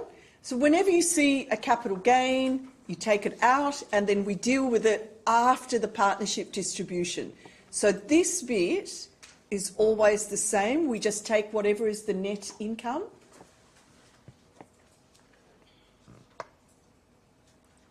And then everything else happens after that. Capital gain, superannuation, anything else. The question might say, this person had income from here or there, or this expense. Everything else happens after that. It happens over here. But this is always exactly the same. Nothing else comes into it. Now, again, I know I'm repeating myself. I'm hoping, because I think some of you had a bit of a shock with the mid-semester. Yes, I see a few smiles around the room. I hope you will now take it upon yourselves to do some of those questions at the back of the book, at the back of each topic, because you can see now, once you do these, it'll just be ingrained and you'll know exactly what to do. Okay? If I were dealing with the undergrads, I would set these questions for us to do in class, but I am dealing with postgraduate students, and I expect you to act as postgraduate students. take responsibility for your study and do these things that you know you need to do. And Po and I were talking earlier, you know, I've been teaching for 31 years, right? February the 14th was my 31st anniversary. In that time, we've gone from me handwriting slides to computers to all this internet, iLectures. Do you know what? It's made not 1 ounce of difference to the pass rate. Good students study, bad students don't. They just leave everything to the last minute, and it doesn't matter how many iLectures. So we thought iLectures would be really good. You know, I keep saying listen to them in the car, listen to them on the bus. No, it's made no difference to the pass rate. And when I first started, all the distance students had were their textbooks. And even now, the distance students have got a better pass rate than the on-campus students because they've got to work. So it's up to you. You can actually, those of you who didn't do well, you can really bring your marks up with this exam. You have to do those questions. That's the only way you're going to bring it up. Okay? Now, we're going to come to reconciliations. This is the next thing that we're going to do here. And I suppose the first thing is you need to understand why we have reconciliations. When businesses prepare their accounts, whether they're prepared in-house or external auditors come in and prepare them, accounts are prepared using the accounting standards. And there's a reason for that. The reason being that when people are looking at this business and they're looking at this business and this business and they want to compare them, they need to know they're comparing apples with apples. So all trading income will be treated a certain way. All gains of capital will be treated a certain way. All depreciation will be treated a certain way. Provisions and so on. So when you look at a business and you say, oh, the profit is X, this profit is Y, and this profit is Z, you know, why is there a difference? We want to be able to compare gross profit margins, net profit margins, all that sort of thing. So when those accounts are prepared, whether they're prepared for sort of small businesses or very, very large businesses, they will be prepared using the same set of rules. Right? That gives us consistency in comparing accounts. The thing is, those accounts are prepared for accounting purposes. They are not prepared for tax purposes. So what we have to do is we have to take the accounting profit and we have to reconcile it to a taxable income or a net income. So what we do is we take away the accounting entry. So if it increased our income, we deduct it. Now we're at 0. And we put in the correct tax figure. If it's an expense which reduced our profit, we add it back. So now we're back to 0. And we deduct the correct tax figure. We have tax deductions that have no place in accounting. We have income for tax purposes that does not show in accounting. A very simple one would be franking credits. In accounting, you bring to account the dividends the company has received, but you won't bring to account the franking credits. They only exist for tax purposes. So we have to include franking credits. So we plus franking credits because we're going to include it. We have Division 43 deductions. Capital cost of construction. No such thing in accounting. So we have to bring that in and allow it as a deduction. Borrowing expenses, deductible for accounting purposes. Can we deduct borrowing expenses? The total we pay? No. So we add it back. What do we deduct for borrowing? 1/5 of the borrowing expenses, not interest. I use the word borrowing expenses. Right? Application fees, mortgage insurance, remember? Stamp duty, capital expenses to borrow money. 25/25. Yeah? Remember? So we don't deduct the $10,000 of borrowing expenses. We write it off over the term of the loan or 5 years, whichever is the lesser. Topic 2. Remember? So, in accounting, we've deducted the 10,000 borrowing expenses. In a reconciliation, we add back the 10,000, and let's say we're writing it off over 5 years, we deduct $2,000. But next year, no adding back, we just deduct the next $2,000. The next year, the next 2 and 2. Capital costs associated with businesses, 20% deduction over 5 years. We might have done our reversal and deduction in year 1, we've still got to bring in the next 20% for the next 4 years. Capital gains. Profit on sale of asset, $100,000. Income, we've held the asset for 6 years. What's the tax position? 50% discount. Those of you with Alzheimer's from topic 4 won't remember that, but, right? So again, accounting, 100% into income, tax, deduct the 100,000 and include 50,000. Right?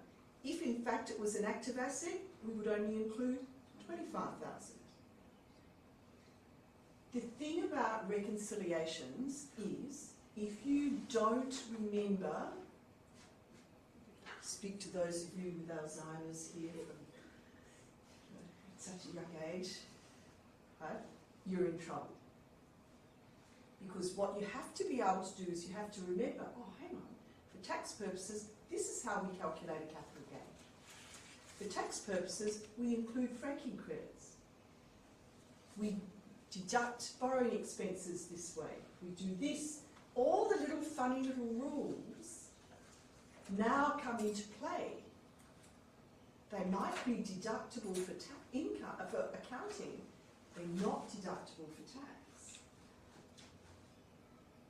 So what we're doing in a reconciliation is we're getting rid of the accounting. So think about me standing here making a fool of myself. Right? Start at 0. $100,000 sale, profit on sale of an asset, increased our accounting income. How do we reverse an increase? We deduct, right? So we deduct the 100,000, and then the correct answer for tax is 50,000. We add 50,000. Now, here's the big tip: don't net. I heard you say, "Oh, deduct 50." In the exam, you do it the wrong way. So always deduct the 100, add the 50. Okay? Borrowing expenses 10,000, add back the 10, deduct the 2. Okay? Now, again, there will be a reconciliation in the exam. There is always a reconciliation because I want to know that you can do it. Okay? Now, whether you go into tax or in accounting, if you're in tax, you will be required, while the big audits are going on, to calculate a statement of taxable income, which takes all this into account. If you are the in-house accountant, you will get this different figure. So you'll have a profit of X, but a estimated taxable income of Y, and the figures will be different. If you don't know why, then you don't understand the reconciliation, and that's what we're doing. Okay. So let's have a look now at some of these here that I want you to do, and then if we have time, we might look at an actual question in partnerships and do a little reconciliation. So this is just to get you starting to think about these.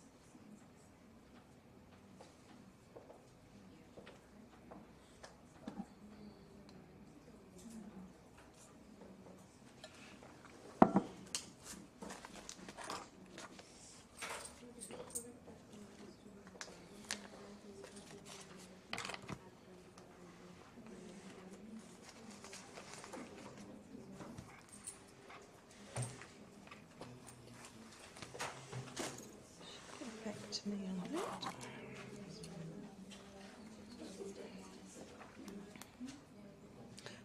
did that through a video, didn't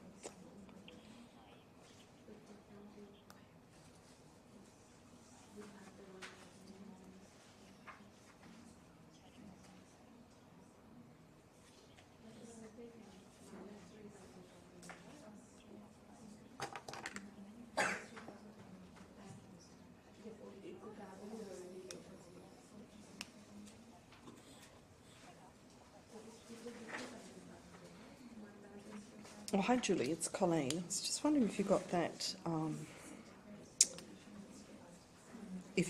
email about that article on capital gains tax rollovers. Can you ring me back, please? Thank you. Bye.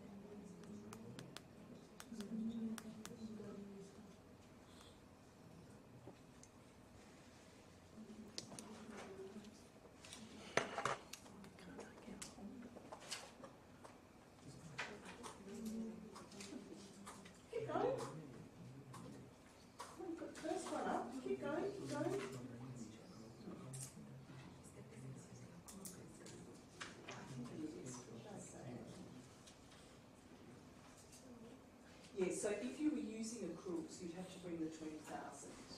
So, because again, the Commissioner approves accruals. So even if they're using cash, if the Commissioner thinks they should be using accruals, then you'd have to bring it in.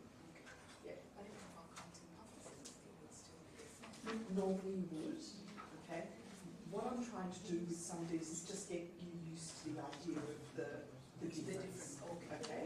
So don't worry too much about the accounting side of it, because yes, in reality you would use accruals, but so I'm trying to phrase it in such a way that it leads you into accruals, and we haven't brought the 20,000 into account. So I just want you to bring the 20,000 into account.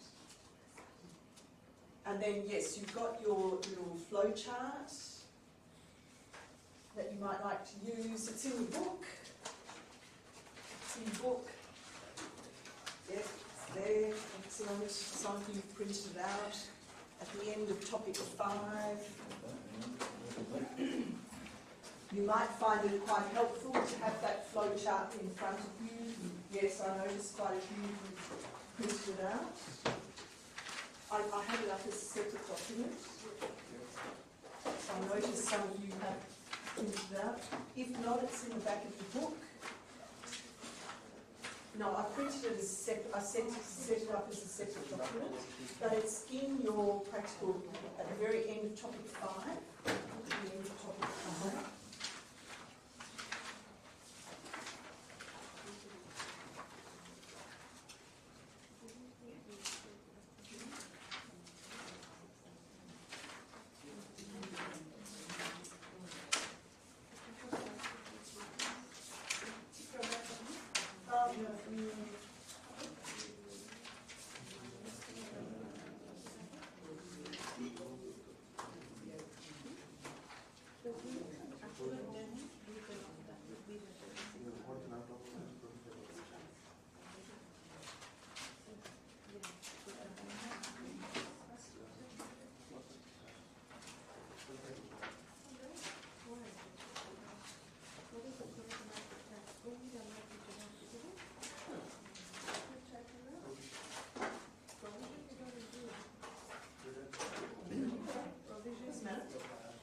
There it is. I put it up for you on our Blackboard page. So no, it's not in there. It's not in there. So it's this. So print it out. Have it in front of you when you're working on these questions.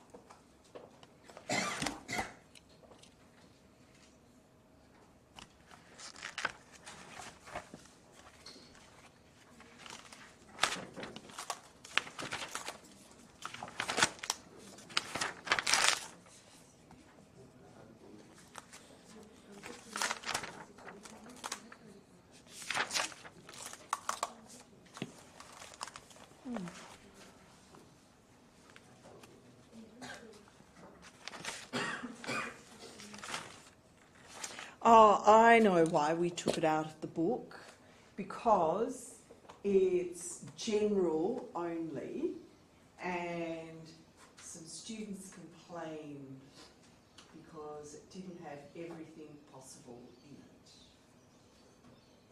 So we took it out. They don't have it. That's right.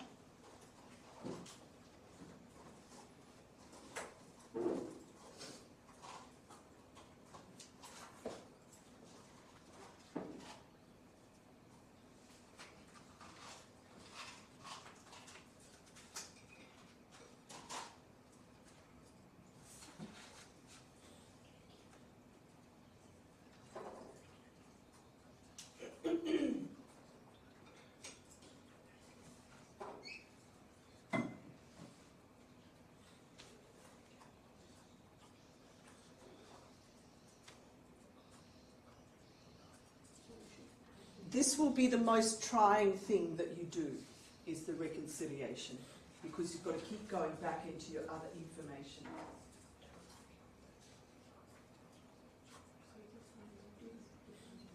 Got it there? Well, have you got your phone? Why don't you just get it on your phone, off Blackboard, and then you can still work on it.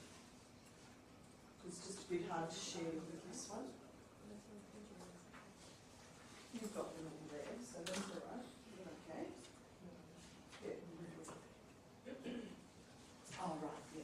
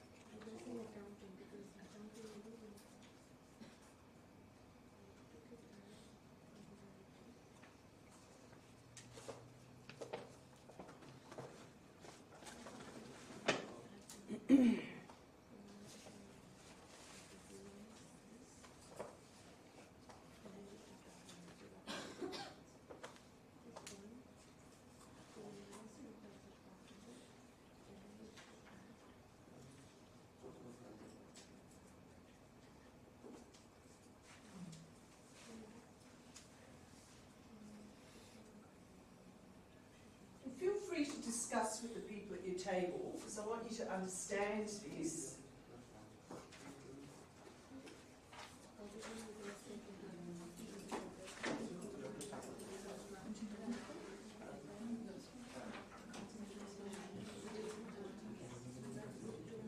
So what's the accounting treatment? So that's the 10,000. So then you have to go through and work out what the low value pool would be. Yeah, tax.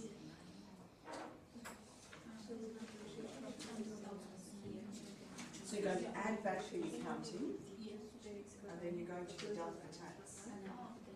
Right? So that's the whole point of a reconciliation. Get rid of the accounting, put in the tax. So what's the deduction for tax purposes?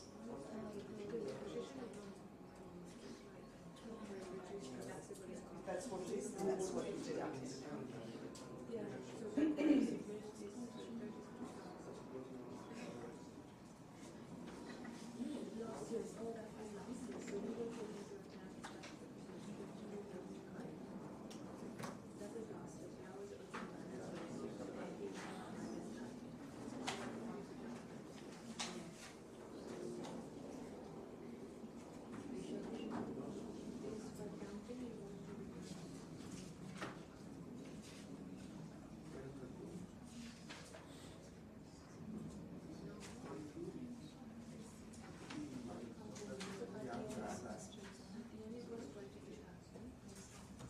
So think about it starting from zero.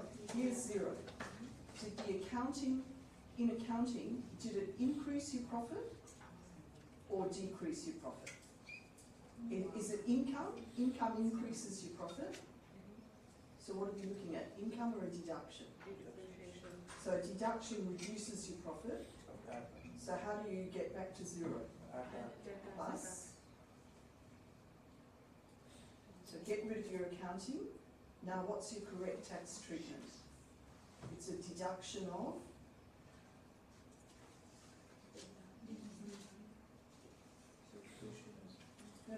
we deducted the 10 in getting to our accounting profit, so we've added it back to get to 0. Yeah. What is the correct tax deduction? So is this the low value pool? Yes. Okay, so how do you value the low value pool? How do you calculate decline in value? No, The forget value, 10,000. the rate, Hang the on, rate. I should read the question. So last year's closing was 32. So how do you calculate low value pool? 37.5. Yeah. So what's 37.5 of 32%?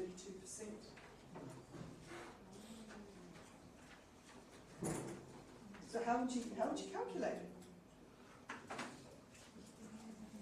So what's the deduction? You do know that to get 32%, you don't have to take 32 divided by 100. You do know that. Oh, 12,000. Okay, so let's have a look here. Here's your accounting profit. Your profit dropped by $10,000 Yeah. for accounting depreciation, right? Yes. So how do we get back to 0? We add it back, and now we're at 0. What is the correct tax deduction? 12,000, so we deduct 12,000. Okay? So always think about me standing up here looking like a fool. Alright? Starting at 0, if it's a deduction, it reduced your profit. How do we get back to 0? We add it back. Right? And then we deduct the correct tax figure. If it's income, it increased our profit, so we went up from 0. How do we get back? We deduct, and then we add in the correct tax amount. Okay?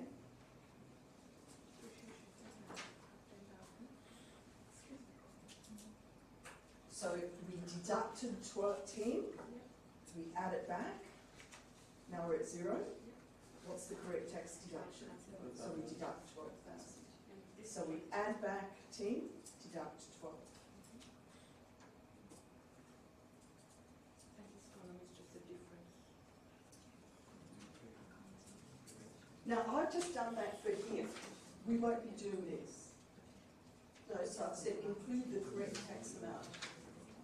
So the correct tax amount would be the 12.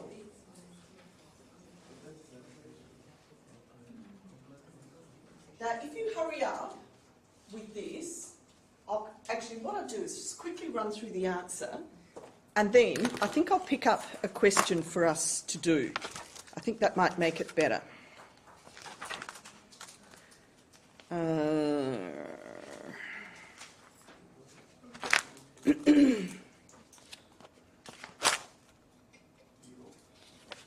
Yeah, I think.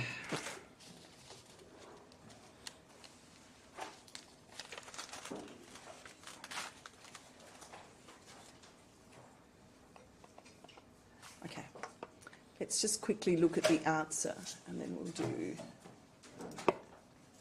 All right. So Esther quite rightly said that even for accounting, you would normally bring your income to account as using accruals. But in this question, because I was just trying to get you to understand what we're doing, I've said they didn't, for whatever reason. Probably had an in-house accountant who did accounting but had Alzheimer's disease or something and couldn't work it out. Then dividend. So I think that's supposed to be no. And what is the correct tax amount? It's the 3,500 plus the 1. We don't need to reverse the 3,500 because that is correctly income, but we do need to include the 1,000. Accounting depreciation, no. There's your correct tax amount, which is the 12. So we add back the accounting, right? It reduced our profit, we add it back, now we're at 0, and we deduct the 12. Provision, provisions are not deductible because they are not an incurred expense. And we know you can only deduct them if they're incurred. We reverse the provision, plus 25, because a provision reduced our profit, so we add it back, and then we deduct the actual tax leave taken, 36,000. Salary to an associated person. In accounting, we claimed 100, so it's a salary. We add it back, and then we deduct the correct tax one, which is 85. I'm sorry. Sale of shares, similarly, it was accounting and 40, but it's only 20, so we take off the 40, add the 20. Again, same thing with the premises.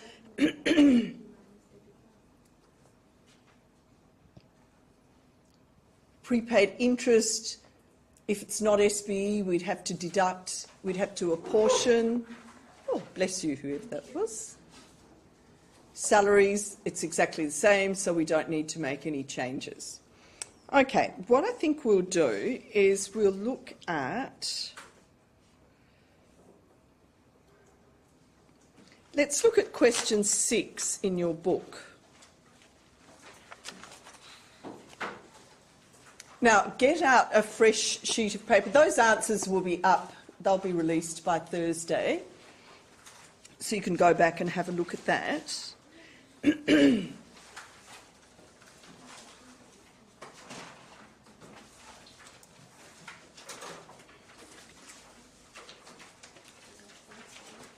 And this is how we do it.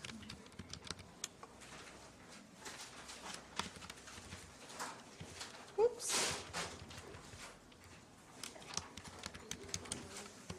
Now, when you read these questions, you think, oh my God, I've got to adjust this. Don't worry, you're only adjusting one item at a time. One item at a time. So let's read the question first. So we're doing question 6.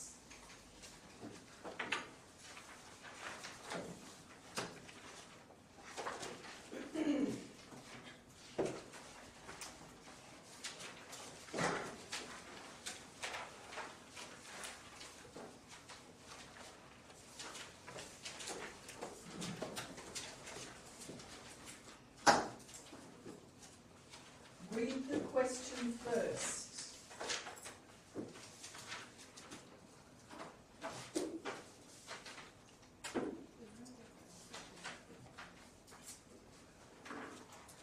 Yeah, but that's not got all the examples, all the suggestions, and that's what happened. I think we left something for, because you can't really put everything in.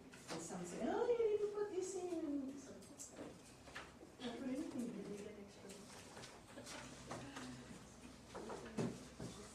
Question 6, read the question first. I will do the same.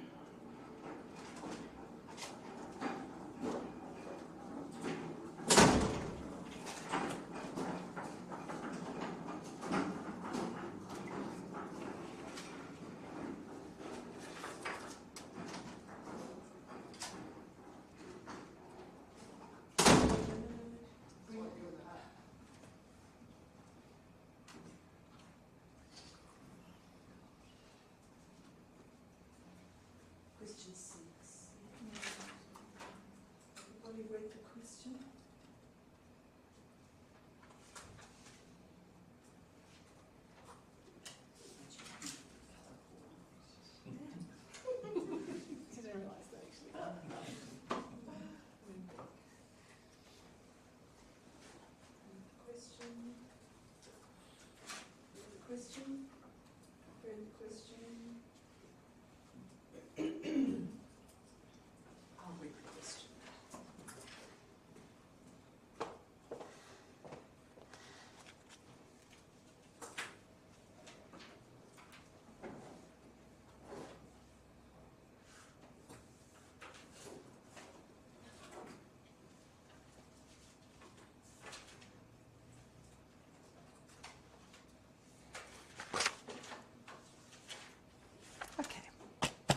Everybody read the question? Now, I want you to work with me here. Have you read the whole question? Quickly. Okay, everybody read the whole question. Okay. Our starting point is the net profit. What is the net profit? Now, I want everybody, nice new clean sheet of paper. So we're going to start with our net profit. What is our net profit as per the question? 150,000. That's your starting point. And then we're going to add and subtract.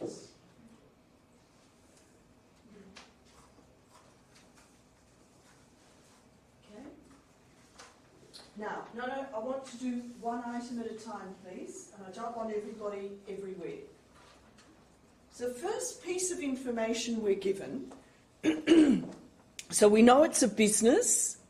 First piece of information, and it says, hang on, using the reconciliation, calculate net income, and we assume the partnership is SBE and the partners wish to minimise tax payable.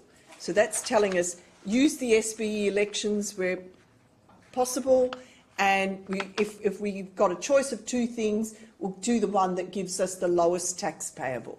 Okay. Now, dividends franked to 100%.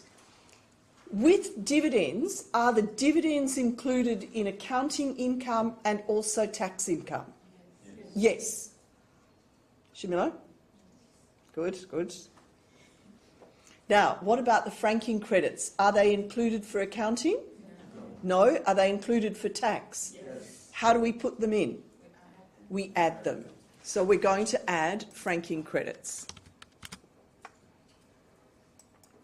How much are the franking credits of the first one? And then we've got more franking credits.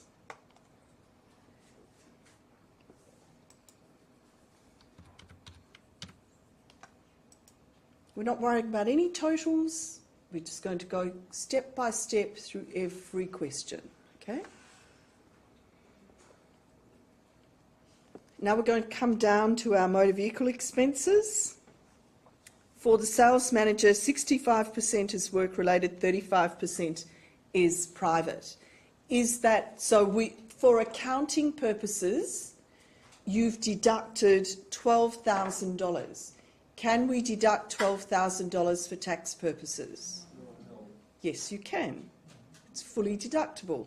The private element will be picked up in FBT. So, is there a change? What's the accounting deduction? 12. What's the tax deduction?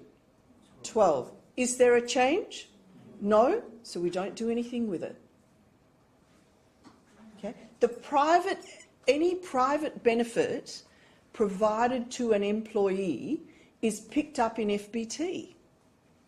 So the employer gets full tax deduction for providing the benefit, but then the employer will pay FBT on any private benefit. So this employer would be lodging a tax return, an FBT return, and paying FBT on that 35% private element. Okay? So accounting, the deduction was 12,000.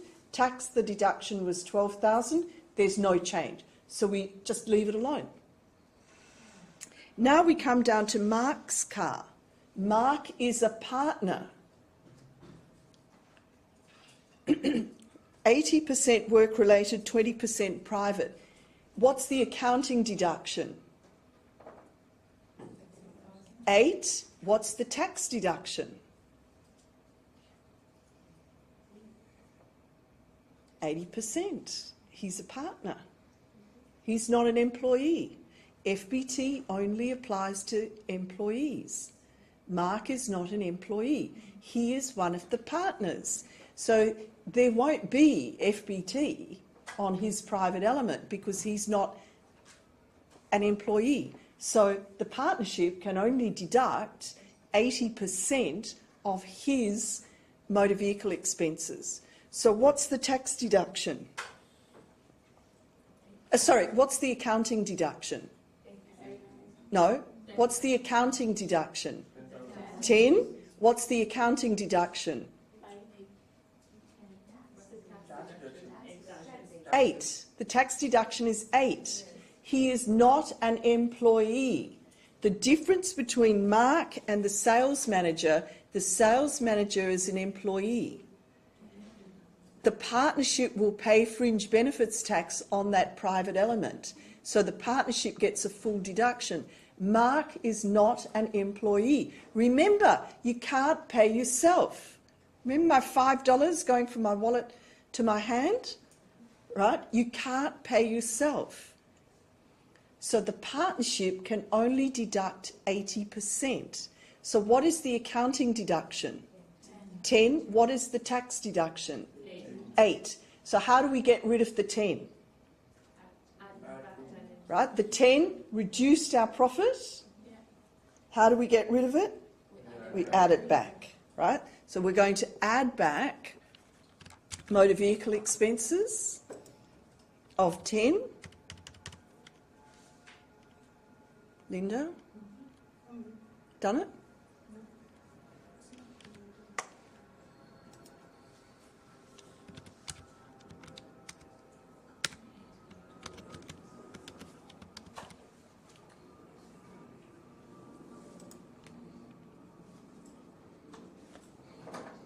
So what are we going to deduct? 8. So put it in. Did you get what we've done? Oh no, you've got to give yourself room. You've got lots of things to do here. Give yourself plenty of room between your add and your deducts. Does that make sense? Okay? So we're getting rid of the accounting treatment and we're putting in the tax treatment. So we're going to deduct motor vehicle expenses of 8.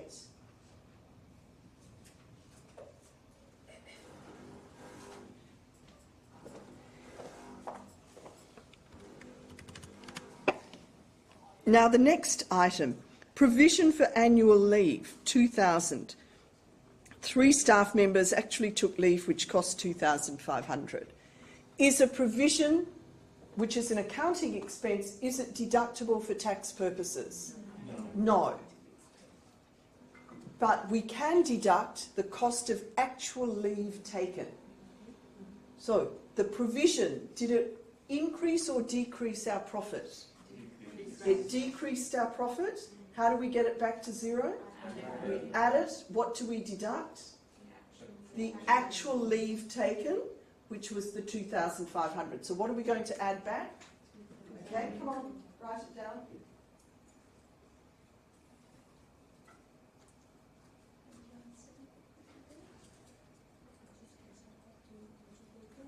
Yeah, so now we're all just doing the next one, the leave, the provision for leave.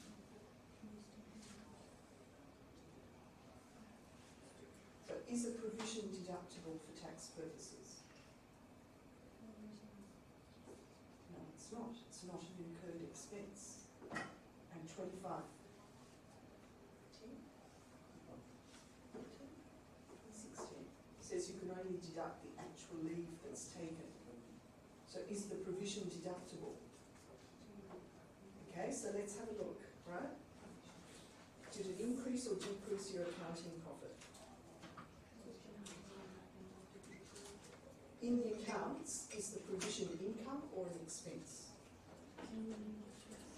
It's an expense, so it reduced your profit, didn't it? How do we get it back to 0? We add it back, and then how much can we deduct? The actual leave taken, how much actual leave was taken? This is your provision. Right? So in the accounts, they said provision for annual leave, $2,000. Right? Actual leave taken, 2,500. Right? So 2,000 reduced our profit. We take it back to 0, add 2,000. What do we deduct? The actual leave that was taken. Okay, so add back the accounting, add back your provision for annual leave,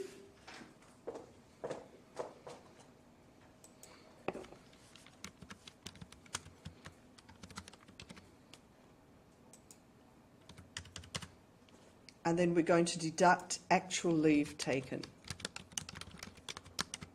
Oops. Can you see how we're just doing one item at a time? Just one item, so don't get too excited about it.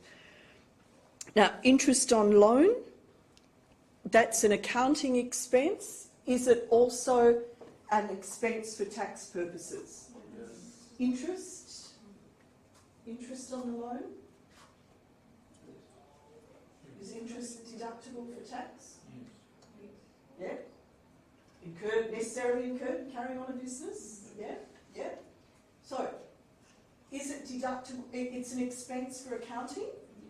Is it also a deduction for tax? Yes. Yes. Do we need to change it? No, because the two figures are exactly the same. So we just leave interest. We just forget about it.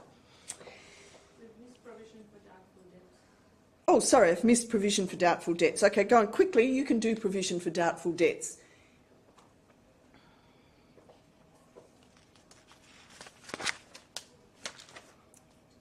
It's an accounting expense. Is it also a deduction for tax? No. Do we have any doubtful debt? Have we written off any debts? No. So how do we get rid of the accounting? We add it back. Lovely.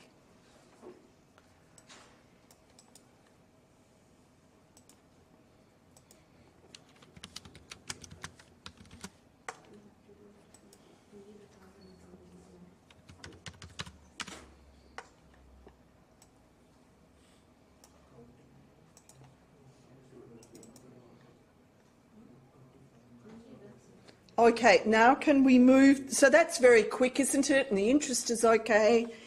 The 6-year loan was used to construct a factory unit in which the cricket bats were manufactured. The building was constructed in a previous year. Borrowing expenses had totalled $500 and had been paid on 1st of March of the prior year. So this is giving you a little bit of information. So did we pay any borrowing expenses this year? When did we pay the borrowing expenses? Last year. So last year we would have added back the 500 and deducted 100. What do we deduct this year? 100, because we're writing it off in 5 years, term of the loan, or 5 years, whichever is the lesser. Right? So how long is the loan? 6 years. So we deducted 100 last year. We can deduct 100 this year. So this one is just a straight deduction for $100.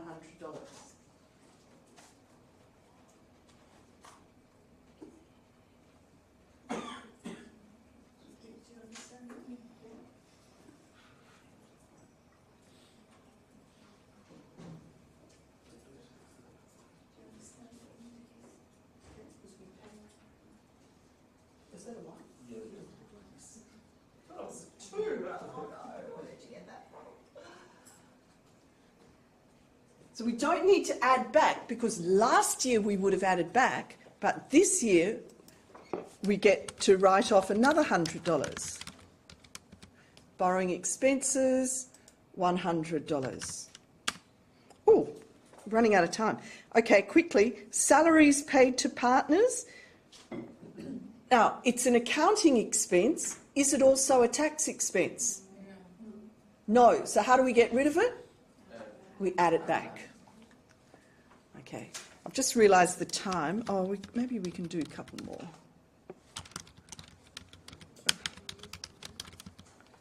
So we have to add that back. Salaries to staff. Accounting? Tax? The same. Do we adjust? No. Superannuation paid for each partner. Accounting, 30. Tax? No, because we know you can't claim superannuation for partners, so we're going to add it back.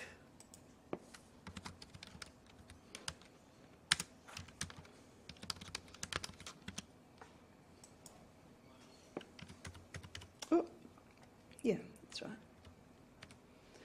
All right, so now what we do is we total that figure. I don't think we've got any more. We just... Sorry? We total that figure.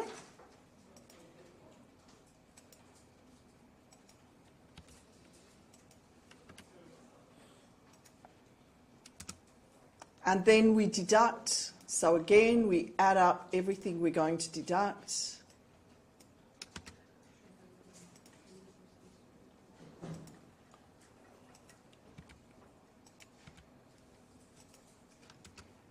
And now, because it's a partnership, our net income is 249,929. And it's this figure that you will then do partners' salaries. There's no interest on capital, interest on drawings. Then split the rest in partnership percentages and off we go. Okay? So now you've done a reconciliation. Okay? So remember, you're always saying, is the accounting and the tax the same? If it's not, get rid of the accounting, put in the tax. Okay? Now, that's it. We need to go. Please, please, please, please, please, listen to the I lectures. You must for next week. Secondly, please bring the printed notes. Please bring your Australian Tax Law Select. Okay? Next week. If you don't listen to the I lectures, you're really going to struggle. Okay? We're going to do income of minors next week, and we'll get started on present entitlement. Okay? I really want you to have... Tuition for next week? Oh, sorry, you know what I mean. Week after. So you've got 2 weeks to prepare your books and get them in your bag for next week. Week after. All right, have a lovely Easter, and I'll... I don't know. I've got so many assessments due, I have no idea when anything's due.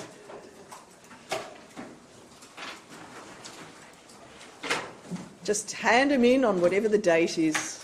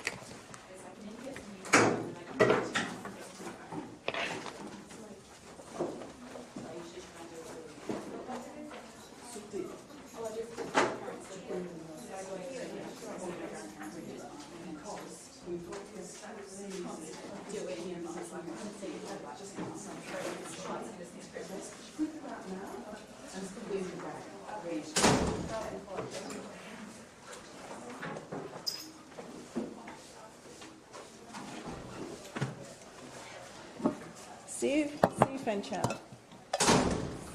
See you, Linda. Bye, Chloe.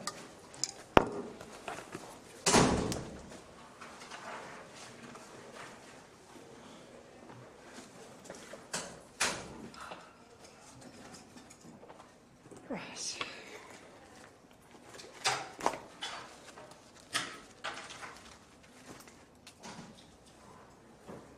Have you come to look at the air conditioning? Yes. We turned it off in the end. It was just so cold. Yeah. Well, I don't think heating is available at the moment. I'm going to have to check out because they're in the process of changing controls in these units. Yeah. Okay. All right, we'll just survive. It will be fixed. It's just I know. it may not happen in a couple of days, but Thank you. Okay, thank you. See you later.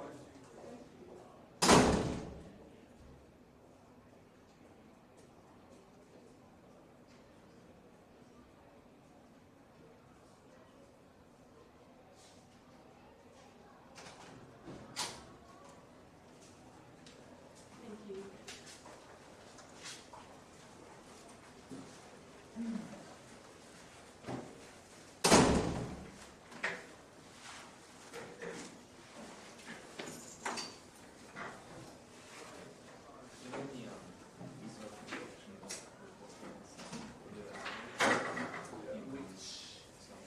It's also when you actually consider the price, not that much.